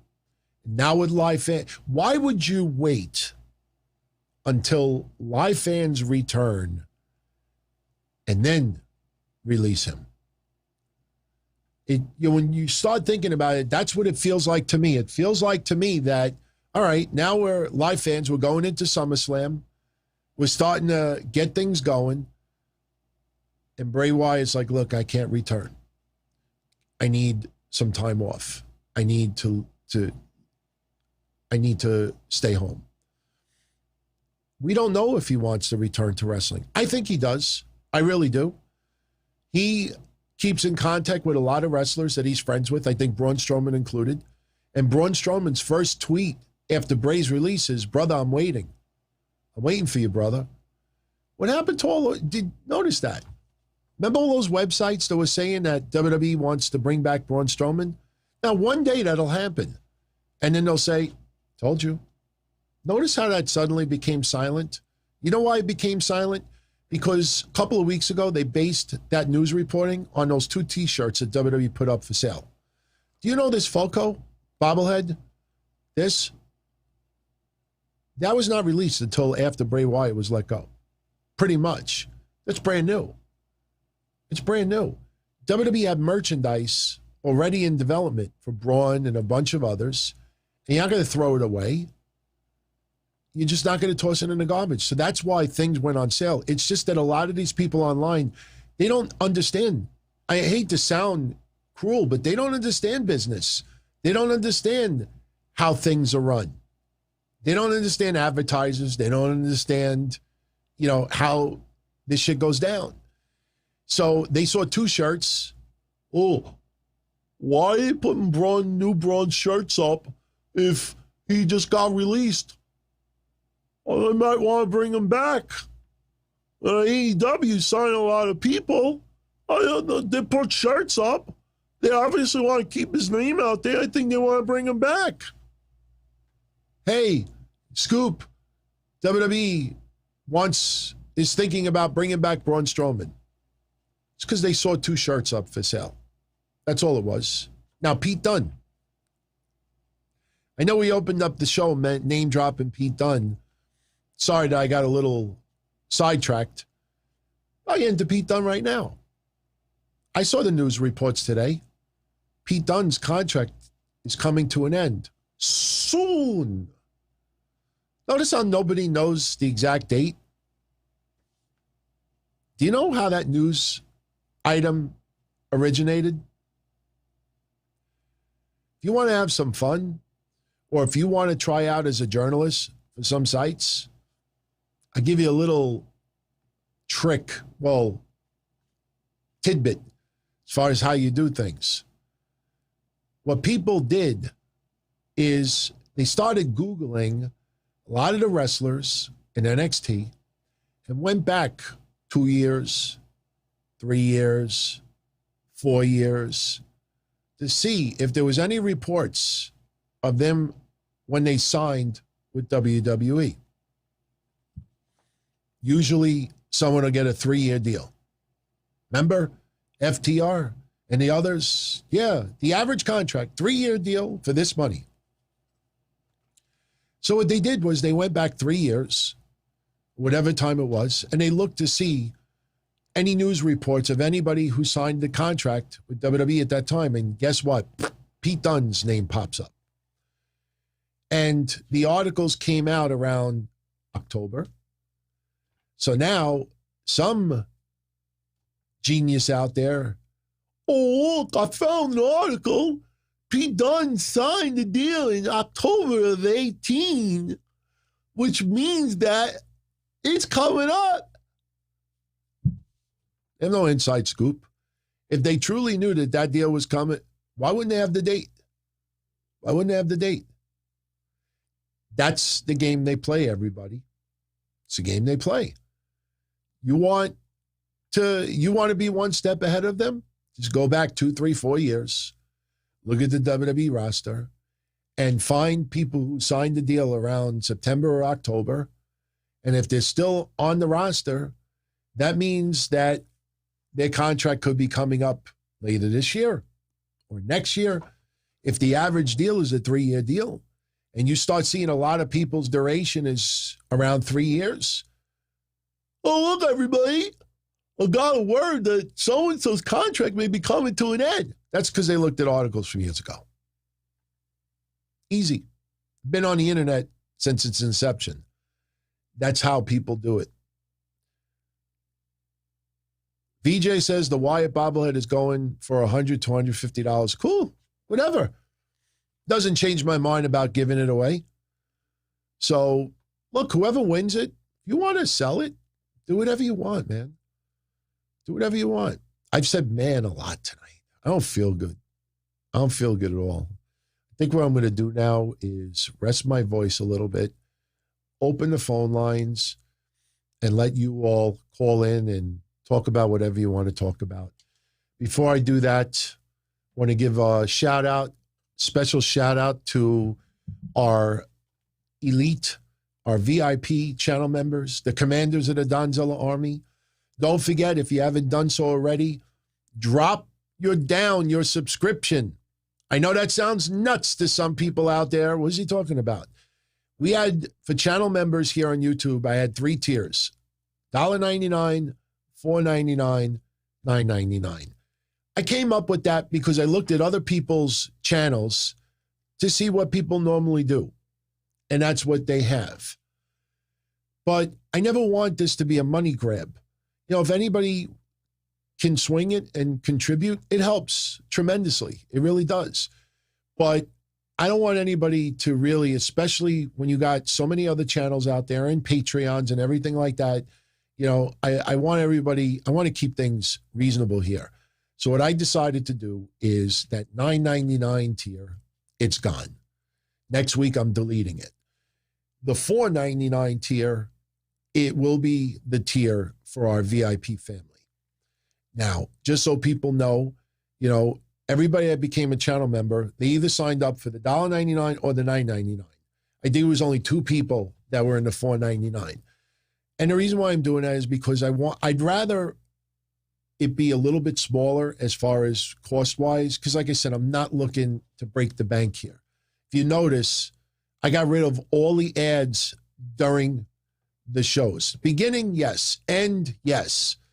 But for the most part, I've gotten rid of all, because, you know, things are pretty decent right now with the channel, and I want people to enjoy their experience here. I don't want somebody to watch me say 3 sentences and a commercial comes up, and then 10 minutes later, another commercial comes up, even an hour later. Audio only, it's a little different because I don't have control as far as what airs. But so if you're in that $9.99 tier over here, drop down to $4.99. I don't know what happens to your membership when I delete it. Do not delete. Why are you redeeming? Why are you redeeming? So drop down, because next week I'm going to get rid of that tier. You'll still get everything that you got before and more, but it'll be $4.99 instead of $9.99. And you know, a few people on YouTube, you know, that follow the show says, DT, you're nuts. Why are you doing that? Because I want to.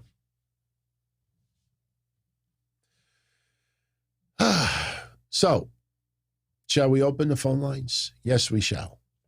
See, I even have the button for the call overlay. That's pretty cool. I even have the button for the call-in number. See?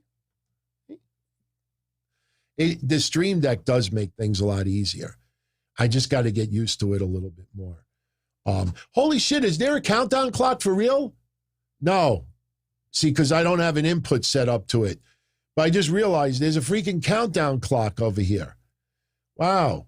I didn't even notice that. So anyway, let me put the number on the screen.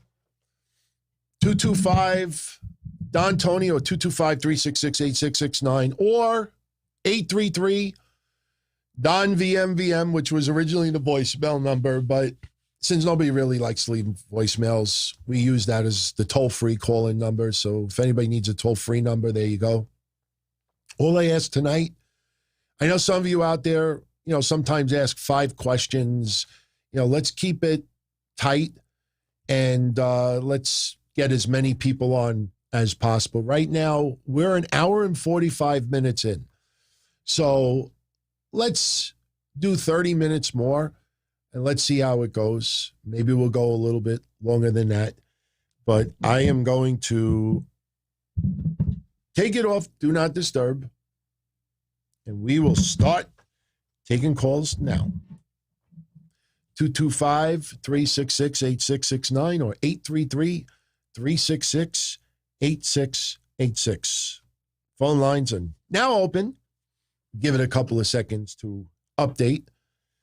And whatever's on your mind. It doesn't have to just be wrestling. Oh, I see New York is in the house. Good evening. What's going on? Hey, what's up, Don Tony? This is Mark from Brooklyn, New York. Hey. You may have to dust off your deli man outfit and wear it again due to the reports that we may be going back to the Thunderdome. It's not going to happen. It's not going to happen. This variant, this Delta variant, is serious. But 97% of everybody in the hospital are people who are not vaccinated. You can't you cannot shut the country down again for the simple reason of what I said February of last year. And I've said this 1,000 times, and I'm sorry for repeating myself, but 50% of the United States does not get annual flu shots. At least 1/3 of the country does not believe in getting vaccinated. My own brother, my own 2 nieces, and my brother's wife do not believe in vaccines either. So if we're in a pandemic and people choose to not be vaccinated and choose to live their life without a mask, if somebody gets sick, then that's on you. But you do not shut the country down because you can't run the country into ruins because you have 1/3 of the country that absolutely will not be vaccinated. What are you going to do? Kidnap them, tie them to a bed, and I mean, I put a needle in their arm? I disagree with the shutdowns too. Yeah, they're not. I do too, but there'll be some events that will be postponed. If there is a wrestling event, whether it's Indy, AEW, WWE, there will be here and there a couple of events that will be postponed because of the spike in cases. It's going to happen. But this idea... They're saying the SummerSlam event, in Las Vegas, that can be sent back to the Dome. There's been reports of that the whole week. Oh. And I'm saying to myself, I'm afraid, no worries. Do not worry about that. It's, again... When I see some of the nicest, most wonderful podcasters out there that really you have no reason to dislike them at all, and they're playing the paranoia game, teasing SummerSlam canceled, Thunderdome being reopened, that was pretty much the icing on the cake for me, that people out there are just looking for fucking hits. It's not going to be canceled. It's not going back to Thunderdome. It's not happening.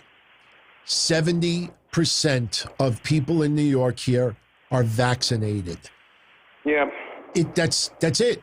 70% of New Yorkers are vaccinated. Now, if a variant comes out that is resistant to the vaccine, then we have major problems. Then we could talk about that possibility. But right now, COVID, the Delta variant, the vaccines seem to be holding up.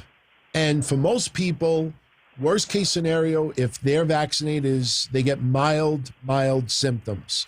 But 97% of everybody in the hospital are not vaccinated, which means that in a perfect world, if everybody was vaccinated, only 3% would be in a hospital right now. But you cannot convince people in a free country and force them into something. You might have to force them into it, but it's SummerSlam is not being canceled, and they're not going back to Thunderdome.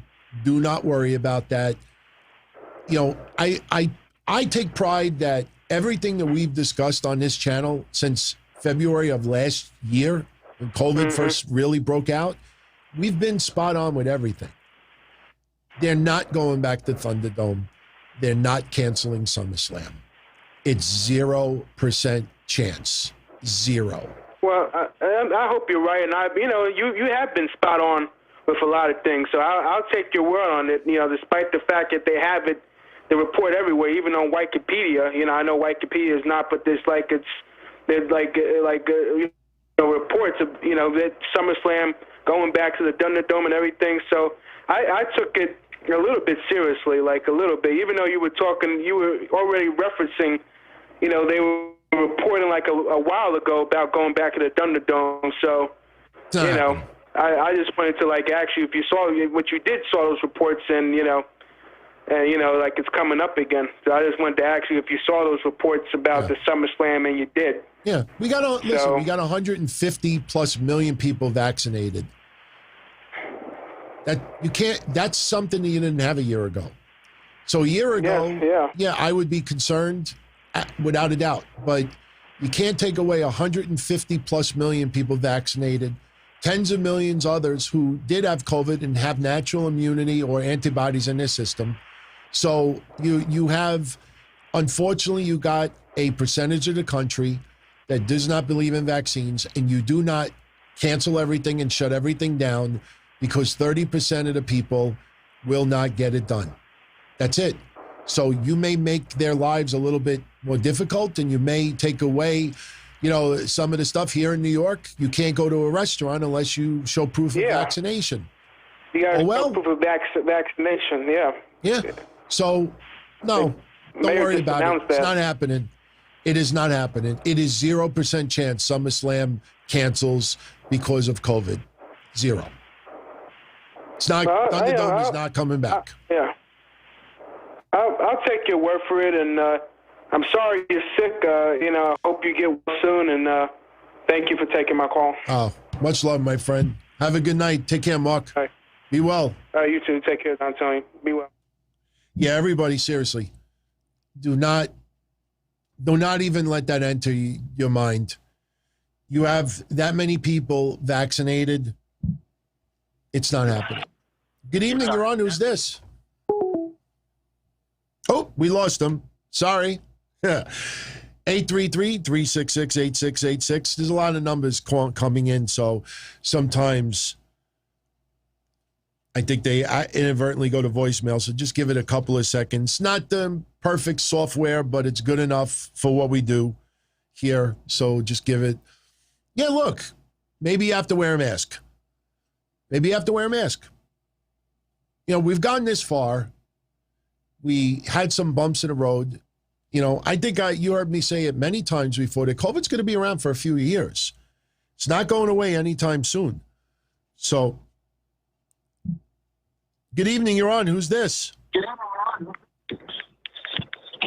Hey, Don Tony. How's it going? Hey, is this Steve? Yeah. Hey, what's up, man? I'm glad you remember me. Yeah, what's on your mind? How you doing, Don Tony? Pretty good. What's up? Yeah, I just had a couple of questions for you about wrestling, Sure. So, did you see today they announced the team for AEW Rampage for next week? Taz, Excalibur, Jericho, Mark Henry. A lot of commentators for a 1-hour show, but, it's the debut show, so you have, some extra, commentating on there. Something tells me that one of those commentators may end up in a storyline out of this. So I don't think they keep the 4-man team for that long, but I'm fine with it. It'll make, some of their banter back and forth makes the matches even more entertaining. So I'm cool with it. Are you excited next week? It's going against SmackDown. Yeah, I mean, as far as this show, we talked about it yesterday. What we're going to do next Friday, because I usually start the show at 10. Rampage starts at 10. Yeah. So what we're going to do is next Friday's show, Don Tony show, will be 2 hours long. The first hour, we'll do a live watch-along of Rampage, and I'll have the chat room going just like tonight. That split screen, we'll have that going. Then after Rampage is over, I will cover SmackDown, any other news tidbits, and we'll see where it goes from there. I mean, if it really goes well, especially with the first hour being a watch-along, that might be the regular format for Fridays going forward. So, but I am looking forward to it. I mean, we watch AEW programming every week. So you're not going to see a whole roster of new people that hasn't wrestled on the show before. But, a little Friday night wrestling, why not? Why not? I'm looking forward to it. Yeah. Probably we might see CM Punk, or I'm just saying, I don't know. There'll be some surprises. There'll be some surprises. Yeah. Oh, what else is up? So my other question was, I saw that Adam Cole, he's going to become a free agent after SummerSlam. Yep. Is that true? his contract is coming up. You know, I heard the stories that somebody was fired because the contract is coming up. I mean, it's so stupid because that doesn't replace how Adam Cole feels. If Adam Cole does not want to re-sign, like, you can't force someone to re-sign with a company. And usually you renegotiate another deal when the first one starts coming to a close. Like Rey Mysterio and every other wrestler out there, Dolph Ziggler, everybody. You know, you don't negotiate it with a year left on a deal unless you're trying to do something major long-term. This isn't a baseball contract. This is a talent contract. So, you know, personally, I don't know if I want to see him in AEW, only because, you know, yes, we have Rampage. Yes, we have Dark. Yes, we have Elevation. Those are supposed to be like secondary and tertiary shows to help bring up stars of tomorrow. Dynamite is your flagship show. You keep adding to these rosters, you're going to have people. Look at Ty Conti. I don't know if she's injured, but it's been, 3-4 months? Then she's had a match. You start really thinking about some people who are not on Dynamite. They have too many people for one flagship show. They don't have two brands. They don't have Aurora SmackDown with two different titles. They have one major show. And now you put Adam Cole in there, and what are you going to do? Everybody's going to be a faction. You're going to force people who should be a major star on their own, and they have to align themselves with other people because you got too many people already. So Adam Cole, there's a lot of matches I'd love to see him have in AEW, but I personally would rather see him stay with WWE, maybe go to the main roster. There's at least 15 people on the main roster I'd love to see him have some matches with. Then a couple of years from now, if you can't re-sign Hangman Page, if you can't re-sign MJF and some others, then maybe at that time, that's where you bring in an Adam Cole. CM Punk is not going to be there forever. You know, maybe you bring in Adam Cole when CM Punk is starting to be on his way out. I don't think right now you need to sign all these major names at this particular moment. You know, you got to hold back a little bit sometimes, but we'll see what happens. We'll see what happens. Nobody knows except for Adam Cole and WWE and people very, very close to Adam Cole. Yeah, you know, he has a girl that's in AEW. What happened? Baker. Britt Baker, yeah. You don't think she's gonna tell him, "Hey, come over here"? Maybe. Hey, leave that. Maybe. Yeah. Look, if I was involved with another wrestler, a female wrestler, and we love our company together, I'd love to have, you know, my significant other working in the same company as me. So, yeah, why wouldn't she do that? I don't think there's anything wrong with that. Yeah. I had a last question. Where do you see COVID next year? Do you think we're still going to be having COVID with us still next year? COVID will be around for a couple of years. I've been saying that since February of 2020. COVID will be around for a few years. Yeah. You're going to see different variants come in from different countries. You're going to see, you know, it morph numerous times. You know, we live in a world where there's always virus. There's always flu. There's always cold. We got to be protected. It will be around for a long time coming. And what we got to do, and this is what a lot of people do not understand, some of those Latin countries only have 3 and 4% vaccinated. You know, I don't pay attention to politics like I used to, but understand that a lot of the migrants coming in from other countries, They're coming from countries that only have 3% vaccinated. So even if 100% of Americans got vaccinated, because people are being allowed to come in, you know, legally, illegally, or anything like that, you're going to still have virus entering this country.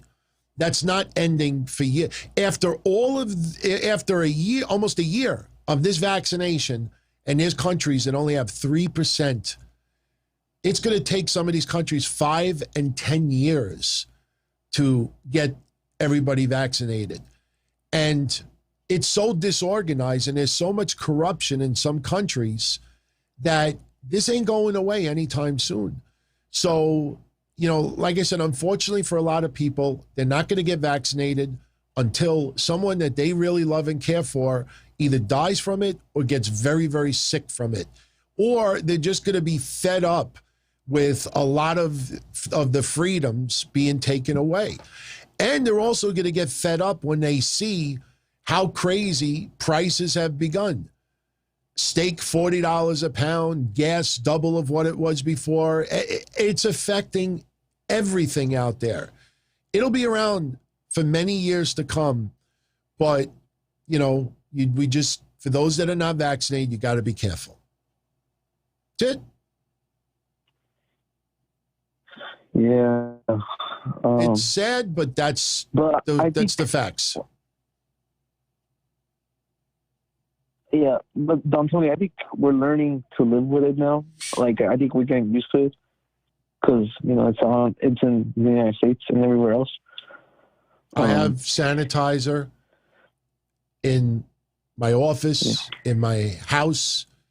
I don't mind putting on a mask once in a while, depending on the environment I'm in.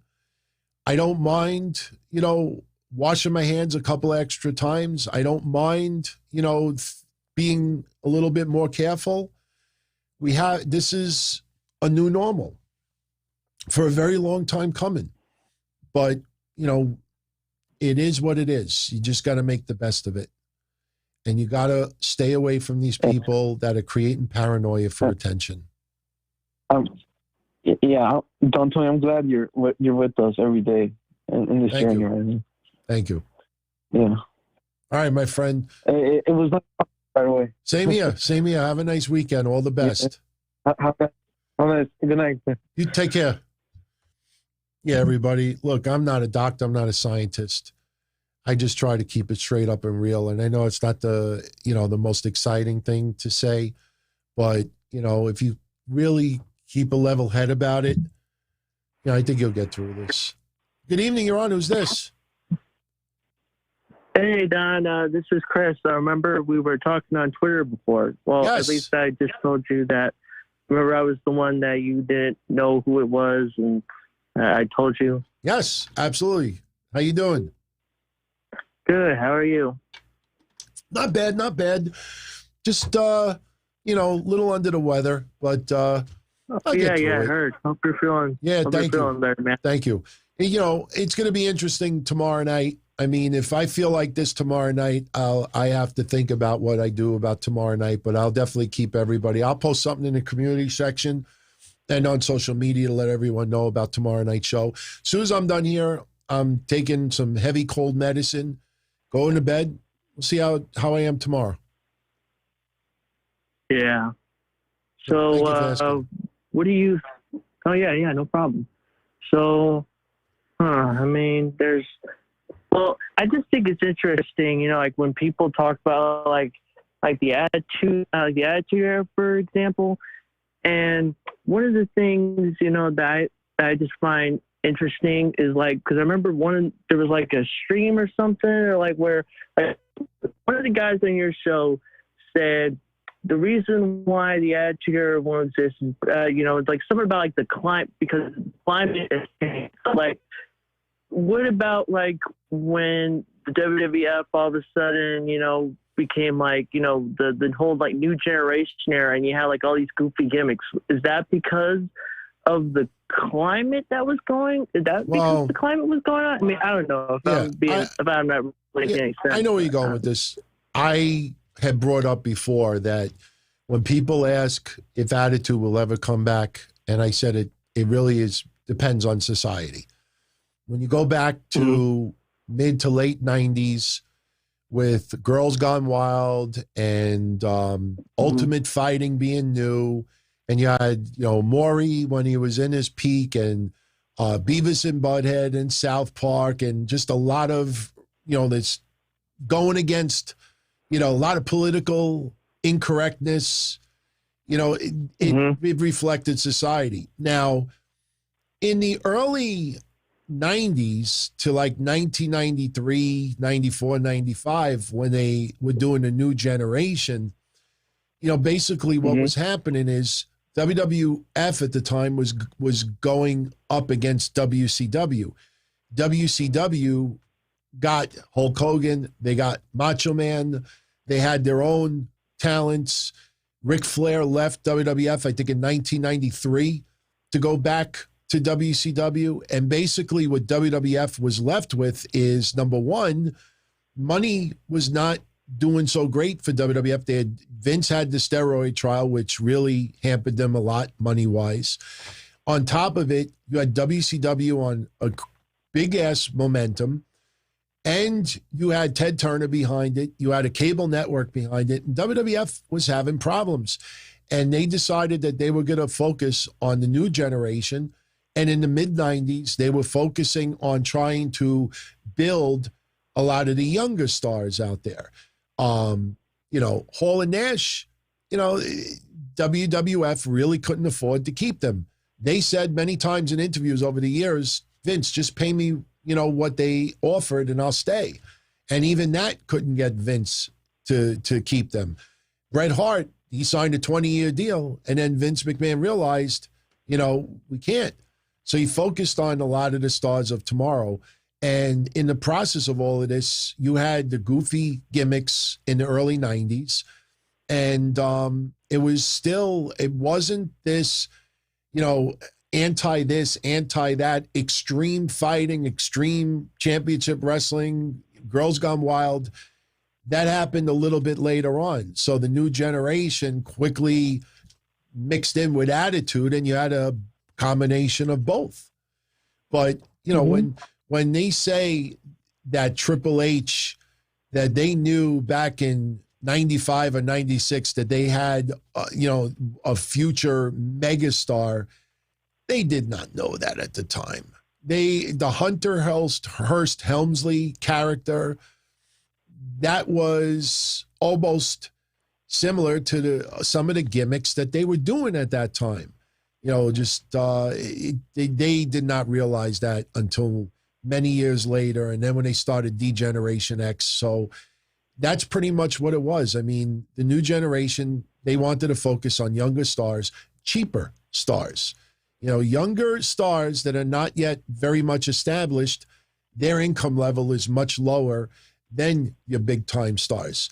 So WWE's like, good, let those big stars, you might even feel that way now with WWE letting some stars go. I mean, Cena, Rock, they'll come back part-time. Somebody said the other day that WWE is dying. It's so asinine because you just got Sasha Banks back. You could have Becky Lynch come back. Brock Lesnar, it looks like he's going to be back. And then you factor in that Cena is going to be around for the summer. And then The Rock is going to be coming around. And meanwhile, you have Roman Reigns and you have all the other big stars. They're going to do just fine. Why spend crazy-ass money on CM Punk when you have so many other people that you're focusing on as your main event why would you do that? That's why they're saying, okay, AEW, you want to bring them in? Go ahead. Drop crazy-ass money on those people.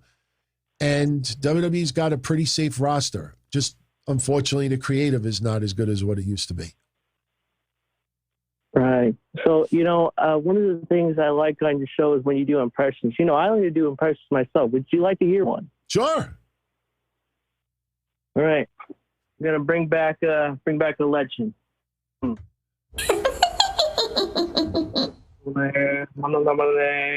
Road Warrior.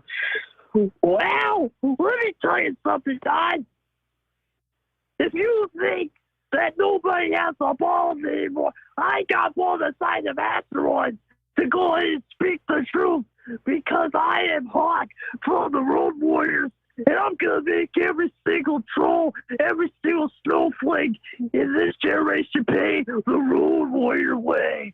Oh, what a rush.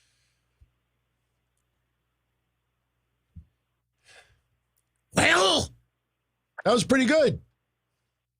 Thank you. Very cool. Very cool. Thank you. Much love, my friend. Have a great night. That was pretty cool. Have a good one. You as well. All the best. Wow, that was not smart on my part, but hey, man, I like it. Nice Road Warrior Hulk impersonation. I like it. You got props from a lot of people out there, so much love, my friend. Believe it or not, we're already at 30 minutes. Let's go 15 more. Let's go 15 more. So right now it is 12:19. We'll go to like 12:35 a.m. and then we'll call it. So last calls, if you want to call in. Let's take the next call. Good evening, you're on. Who's this? Hey, DT, this is Nir. How you doing? Hey, Nir, what's up? It's nice to have technology all the way from Israel. That's awesome. What's on your mind? Yeah, that's great. First of all, I hope you'll feel better the next few days. And yeah, this is tough times when it comes to health. Yeah. I mean, you get nervous. I mean, I felt a little run down a week ago. I think it's just lack of sleep. Yesterday, I had the air conditioner booming in here. So I think it's just a couple of factors combined. But in this, age of COVID, whenever you feel like your throat is off or your nose is off or something, the gets through your head like, oh my God, do I have it? Vaccinated or not, you get nervous from it. So, but thank God, no fever, no inflammation. So I just write it off as probably just run down. Yeah, it's good. It's good that you are alert to everything that's going on. Yeah.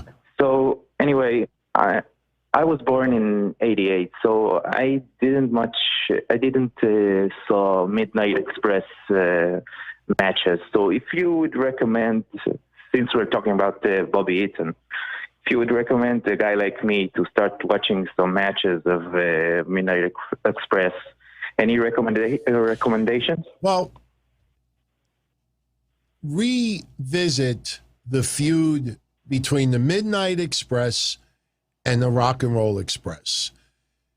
And the reason why I say focus on that is because the crowd just is so into it that when we watch wrestling today, when we get a really live, active, energetic crowd just into everything, it just makes what you're watching so much more enjoyable.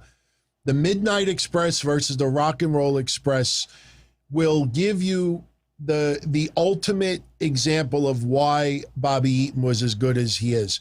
You could watch him in the Dangerous Alliance with Steve Austin. You could watch him with William Regal. You could watch some other variations with him and Arn Anderson and others. But if you truly want to get a feel as to why he's getting so much tribute, not just because he was a good guy, but as far as his in-ring ability goes, just go online, go and do a Google search, because WWE, they splice over, they dub the music, they take things out. There's enough footage on, I think, Daily Motion and YouTube and others that the video quality might not be perfect, but you'll get to see it more organic as it went down back in the day. That would be easily my go-to. Midnight Express versus the Rock and Roll Express. You'll be glued to your TV. Cool. I'll check it out. Yeah, you'll enjoy it. I promise you'll enjoy it. Yeah. So I'll keep it short and sweet, DT. Thank you, my friend. Thank you very much.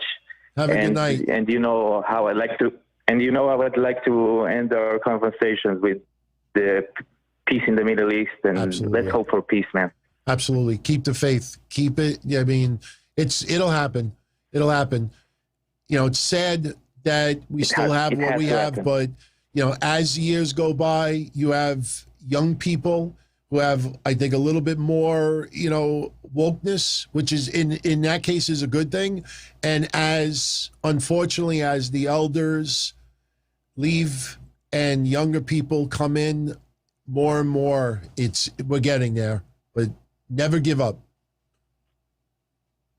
Yeah, I think so too. Much love, DT, Take and care, everyone my in friend. the Have chat. a good night. Be Bye, well. man. Thanks. Good evening. You're on. Who's this? Oh, we lost him. Sorry. Try calling back again. I think I might have accidentally hung up on him. So, yeah, I could only imagine what it must be like to live, in that area of the world. We see it thousands and thousands of miles away on the news of some of the things that go down. I mean, it sucks. That's why, like I say, I can't be one of those that just stays miserable online. Hey, you're on. Who's this? Hello? Hey, DT, what's going on? Hey, good evening. Hey, good evening. Calling from Astoria, Queens, man. All right. Hey. Long time fan. Been watching the show for years. Thank you. I actually was going to Astoria on Tuesday, right off the Clearview by Bell Boulevard. I think it's Bell Boulevard and Northern Boulevard. I got to go to a doctor over there. So I'm pretty familiar with Astoria. No, wait, no, that's Bayside. What am I saying? Astoria is Grand Central Parkway. That's like 20th Exactly, Avenue. Yeah, that's where exactly, Papagallo, where I used to go to Papagallo and everything. So, yeah, okay. All right. Mix them up tonight. Yeah. What's going on? So, quick question for you. So, it's kind of interesting to me, I guess, WWE is partnering with Netflix and Bill Simmons for the upcoming Vince McMahon documentary. Yes. About the steroid trial. And it's just kind of weird to me because WWE's always been kind of adverse to, kind of showing anything that reflects the company poorly. And what could reflect the company more poorly than that period, the steroid trial? I mean, what do you kind of make of them deciding to show this period of their history, which is, kind of dark with the steroid trial? It is definitely dark, but when someone had mentioned to it last week, I'm with you. It didn't sound right.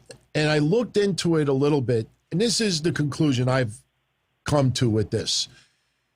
They were doing that documentary with or without WWE's cooperation. But with Vince, since he was vindicated, that's the thing. He was vindicated that now this documentary is going to paint it more in a positive light. I know it sounds a little bit weird because why would you want to bring negative news from the early 90s to your company? But in the end, Vince McMahon was cleared. And if you remember when 9/11 hit and WWE had their first show back and all the wrestlers were, saying certain things, a lot of people may remember because I think WWE had edited it out, that Stephanie McMahon pretty much compared 9/11 to what her parents went through with the steroid trial. And basically I think what she was trying to say is, look, my family went through really, really tough times and you can as well. And it just came off horrible on TV. But since WWE is cooperating, that narrative now it's not going to be a Dark Side of the Ring episode. In the end, it's going to be a documentary and it's going to revisit what happened and what steroids were like in the 80s. But in the end, it's going to paint the picture that Vince McMahon, was not involved in this way and that way, and he was cleared and the government was trying to take him down and this and that. And it's going to, I think when people watch it, I think there's going to be a lot of people that are going to accuse the people doing a documentary of painting WWE too much in a positive light because they were willing to be involved with it. I think that's what you're going to get. As far as Vince, it's not going to be dark side of the ring for him. It's going to basically make him, I think, look a little bit better once that is done. Yeah, it's going to be interesting to see for sure. And honestly, if it opens the door for more of these documentaries, there's a ton of interesting things in WWE's past that Netflix, obviously they do a tremendous job with projects like this. So this can kind of open the door to more of those interesting projects. I'm all for it. So I guess we'll just we'll have to see how it turns out. It'll be very interesting to watch, without a doubt. And it'll be interesting to see little details that really were never made public. That didn't come out in the courts the way that we expected it to. But they were going to do the documentary whether WWE was on board or not. So WWE realized quick, okay, let's be involved so we can give our side and clear the air and emphasize this. And, we'll probably see some PSAs, subconsciously put in as well, as far as, this is why you don't do steroids and this is why you don't do this. It's going to be interesting to see how Hulk Hogan and others react to this. Yeah, I would have loved to be in that fly on the wall for that pitch meeting, though. You think as soon as Netflix brought that to Vince, hey, Vince, you want to revisit that time you were on trial for your life for steroids? And he welcomed it with open arms. That's kind of, it seems kind of crazy to me. But, it should be interesting for sure. Absolutely. All right, my friend. Thanks a lot. Thank you for calling in. Appreciate it. All right. Be well. Yeah, I mean, I could picture the beginning of that documentary that it's going to portray like Vince, company almost shut down, facing bankruptcy, facing jail time, facing this, and he overcame. Doesn't it feel like it may not lead to that specifically, but it sure feels like it's going in that direction. So, all right, let's take one or two more calls. Your last opportunity if you want to call in. If you see me keep it looking down, that's because I got the program in my phone. So once I get a couple other little, technical things more down pat in the computer, we'll be launching some new software that'll automatically, like screen calls, and it's going to be pretty cool. It's going to be pretty cool. So got to put the number back on the screen. My apologies. There we go. 833-366-8686 or 225-366-8669. We will be calling it in about 5 minutes, so maybe we'll make this the last call if you want to call in. So I want to thank everybody for tuning in tonight. I'm glad we got through the show tonight. I honestly, when I fell asleep at 5 o'clock and woke up, I was like, I don't know if I'm doing the show tonight, but I think we had a pretty damn good show. A lot of fun tonight. Answered a lot of questions. Unfortunately, we lost Bobby Eaton. Nobody wants to see people that we enjoyed from our childhood and growing up or even recent, see them pass on. But at some point, we all go. So, fond memories. You never experienced his work. Now you're getting a crash course in it. And one of the better talents, from back in the day. And again, I just am waiting for the goofs to call him a B player, just for attention. So, all right, let me take the do not disturb off. So if you want to call in, here's your last chance. I mean, some of you out there sometimes, I tried to call in all night. I don't think so, unless you were dialing the wrong number. So before we go, let me do one last shout out for everybody over here. Let's put this back on the screen. Okay, take this off, and we'll see if anybody wants to call in. Otherwise, I am going to jet out of here now. All right. No prank calls. I can take a good troll, though. Hey, you're on. Who's this? Goody, Uncle Tony. How are you? All right. What's up? This is Dayhawk. Hey, Dayhawk. All right, goody. I can't believe how many people got angry at that back in the time. It just can't have fun.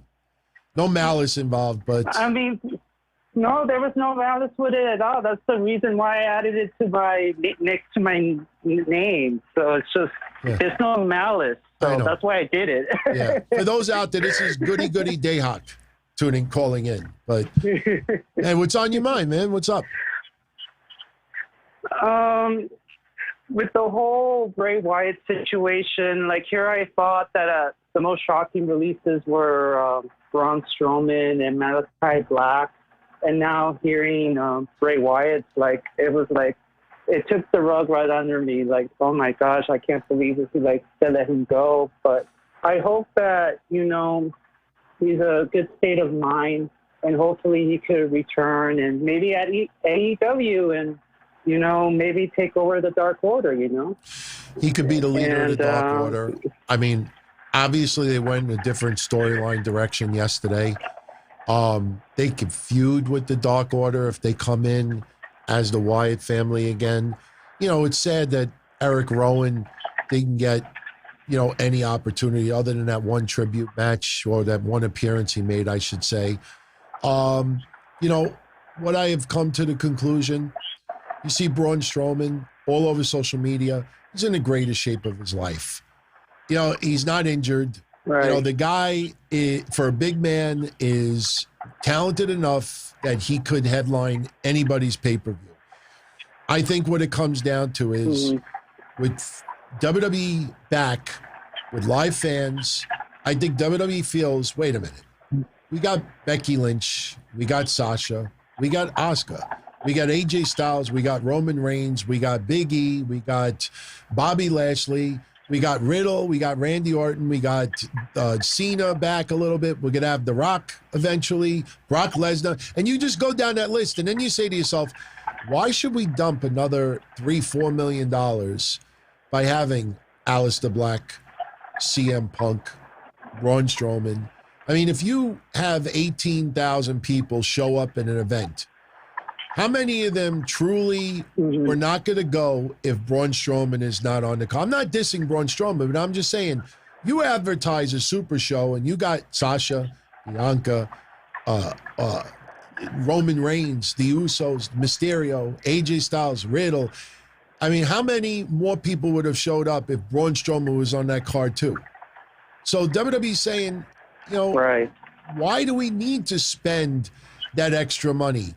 We're going to get the ratings we're going to get. We're going to get the crowds we're going to get without these people. So they are realizing, okay, we can kind of like take this away and it doesn't hurt us. We can take this away, this doesn't hurt us. We can take this away, this doesn't hurt us. Sooner or later, yeah, it's going to help AEW, but it's not taking away from WWE as far as fan interest goes. When you start seeing it get worse, then they, with a stroke of the pen, they could bring in other people. So I think that's why WWE is doing this. You know, a lot of people hate the budget cuts excuse, but when you think about it, it makes sense. Why do we need a $50 million budget on wrestlers where if we had 30 million, we still would draw the same people? That's what budget cuts are. It's not we're in trouble, we got to cut people. But a lot of people interpret it that way. So, you know, business-wise, it's small business for them. As a wrestling fan, it sucks. Right. I don't know if you I don't know if you mentioned this on one of your shows. Maybe I missed it or not, since, you know, I constantly watch you on YouTube right now. I'm watching you on my television stream right now. I don't know if you read about Ronda Rousey's tweet. And she mentions, like, I have it right here. I can read it to you if you want me to. But she mentions, like, I've seen you same fans chanting "We want Wyatt" last night, chanting "We want beach balls" over Bray Wyatt performing. If WWE treated him like he was expendable, it was because you ungrateful idiots did it first. And I find it to be like a low blow. You know, it's like, why say that? Yeah. You know, I mean, honestly, we don't know the state of mind of Bray Wyatt. Obviously, Yeah. we don't know. Yeah. But it's just like why Ronda made that comment. It's just stupid, in my opinion. I'll say this. It was stupid more than anything, like you said, because we don't know the state of mind with Bray right now. But besides that, we just got back to live fans 3 weeks ago. There hasn't been live fans in over a year. So if her comments were addressed to social media, because people have been saying for a year, Bray Wyatt, the character sucks, the puppets suck, this is goofy, the Fiend is a joke, Alexa Bliss with the Fiend is a joke, they make him like this, with all that negative stuff online towards the Fiend character, I think she's directing her comments towards social media because live fans have not been back all that long. But before live fans came back, a lot of them were on social media. But I don't think she should have made that comment. I think it was uncalled for. And honestly, why didn't she say anything for the last year? Yeah, you make a good point right there. Yeah. I mean, she waits until the damage is done and he's gone. Why not comment during the year like, wow, you know, you online bitches, nothing makes you happy. You know, like, say something while it's going on. Don't wait until the guy is released and then say something. I don't think it's right. I don't think she should have said that. Right. It's like unfair right there, but you know, whatever. But anyways, go ahead. Go ahead. Okay, my friend. You're about to say something. Thank you so much. Have a good night. You too. Thank you. Be well. Be well. Bye. Carazabel, shout out to you, my friend. And he just posted a comment. DT, assuming budget cuts is legit, was wondering why not release multiple people WWE is not using versus main people who actually draws for them. Because exactly what I said, we don't, as far as Bray Wyatt goes, we don't know who initiated the release. Bray Wyatt, he could have been the one that is not ready to return. Look, I got newborns. I'm not feeling it. I got things going on. I don't have my mind straight to return. Somebody actually wrote, about a week ago, somebody posted the last Firefly Funhouse that Bray Wyatt was on. If you watch that video, seriously, if you haven't watched it, or if you don't remember it, go watch it. Bray Wyatt's last appearance in the Firefly Funhouse, you watch it now, it almost seems like he's telling everybody goodbye. It sure feels that way now since he's gone. So somebody commented online that, wow, it seems like Bray Wyatt kind of like was saying goodbye back then, and Bray Wyatt reacted. I don't remember what symbol he put, but Bray Wyatt teased that he was acknowledging it. So Bray Wyatt, you know, this is what I think. When people were saying that he was on the cutting floor months ago, I don't buy that at all. What I think could have happened is Bray Wyatt a couple of months ago after WrestleMania did the Funhouse, almost saying goodbye. And at that time, maybe Bray Wyatt was done. He wasn't on TV after that. Why? So maybe WWE said, look, take some time off. We're going to go back to live fans in July, and then let's revisit this in July. July came. Look, I'm not feeling it. You know, I need time off. And then he was granted his release. That might be the case. We don't know for sure, but that might be the case. And if that's the case, you know, what Ronda Rousey wrote doesn't matter. Doesn't matter. But as far as others, it goes to what I said a few moments ago. If you're selling out SummerSlam and you don't need Braun Strowman, and you don't need The Fiend, and you don't need Aleister Black, and you don't need some other talents, why would you keep them on the payroll anyway? You know, if you're getting by without those talents and that money is kept in the company, that's what pleases investors. So as wrestling fans, we don't like it. You see Malachi Black yesterday, love the entrance, love the mask, love everything about the guy. And you say to yourself, why couldn't WWE do that in WWE? Well, when you realize that they're focusing on Big E, they're focusing on Bobby Lashley, they're focusing on Roman Reigns, they're focusing on Cena, they're focusing on this person, they're focusing on that person. Why would they invest that much on Aleister Black if on the food chain of all the people they're pushing, he's all the way down here?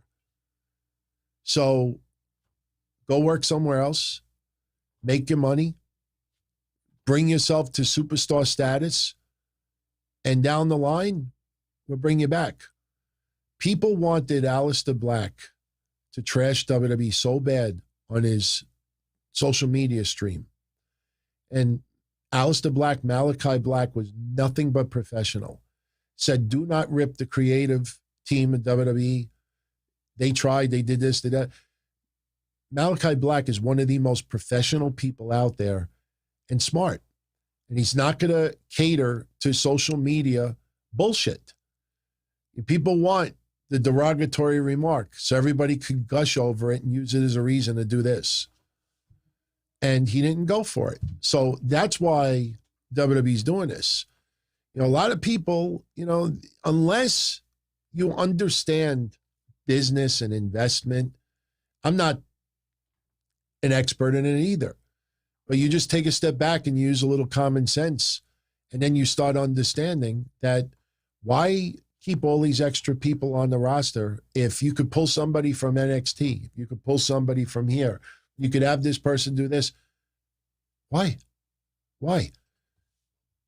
Seriously, anybody that was released, are they major game changers that makes or break WWE? No. But for an upcoming company, it helps someone else. So until AEW starts really hurting WWE in the pocketbook, hey, it's just business. And a lot of wrestlers understand it. The wrestlers that don't understand it and the wrestlers that are the angriest right now are wrestlers that I think pretty much realize WWE has no intentions on ever bringing them back again. I don't want to mention any names, but the ones who are the angriest online about their releases are the ones that I really believe they feel WWE would never hire them again for various reasons. And shout out to Neer. He advocates for peace is because of his 3-year-old daughter. He doesn't want her to grow up on the things that he grew up. I don't know if anybody in the chat room was giving you shade at all, Neer, but, you don't have to defend yourself. Again, the climate here is amazing, and we get it. We get it. To call someone soft because they just want to see people get along. And I've been hit with that numerous times in the past. To have people do that to me, those are the people I ignore. And I'm sorry that I always bring up social media, but it is so reflective on society. This week, you got a crash course on how it affects even wrestling. You see Tony Khan running to put his tail between his legs, and he got away with it because he's the anti-WWE right now, which is the bandwagon, the cool thing. I like their product, but, if you're street smart, you saw clearly the bullshit that was being fed about this Max Caster thing. I mean, it reflects society. Never defend yourself wanting to see good. The miserable will always be miserable. And they like to put other people down. It makes them feel better.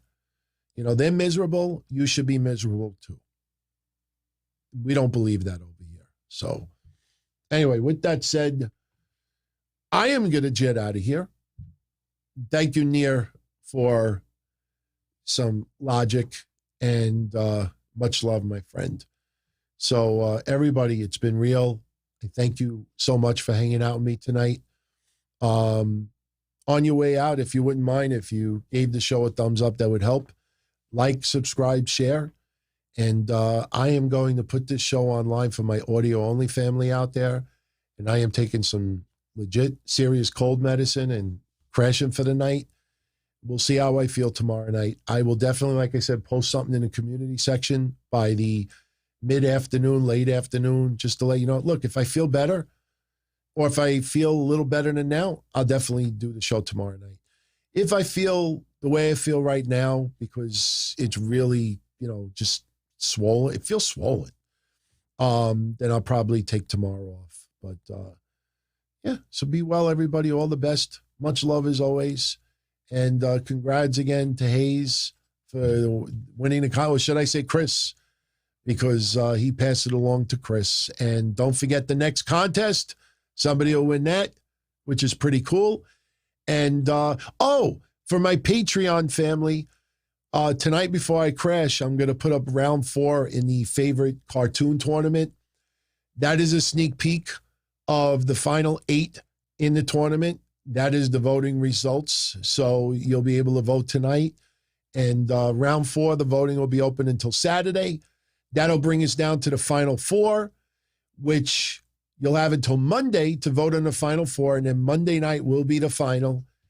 And then not only do we announce the winner of the favorite cartoons tournament on Tuesday night, but Tuesday night we launch favorite comedians, stand-up comedians tournament. And awesome selections that you have given already. If any of you out there want to check out the Patreon page, it is patreon.com/Don Tony. Again, we don't ask anyone to break the bank there. You sign up for $5, you get hundreds of Patreon exclusive shows that have never been made public.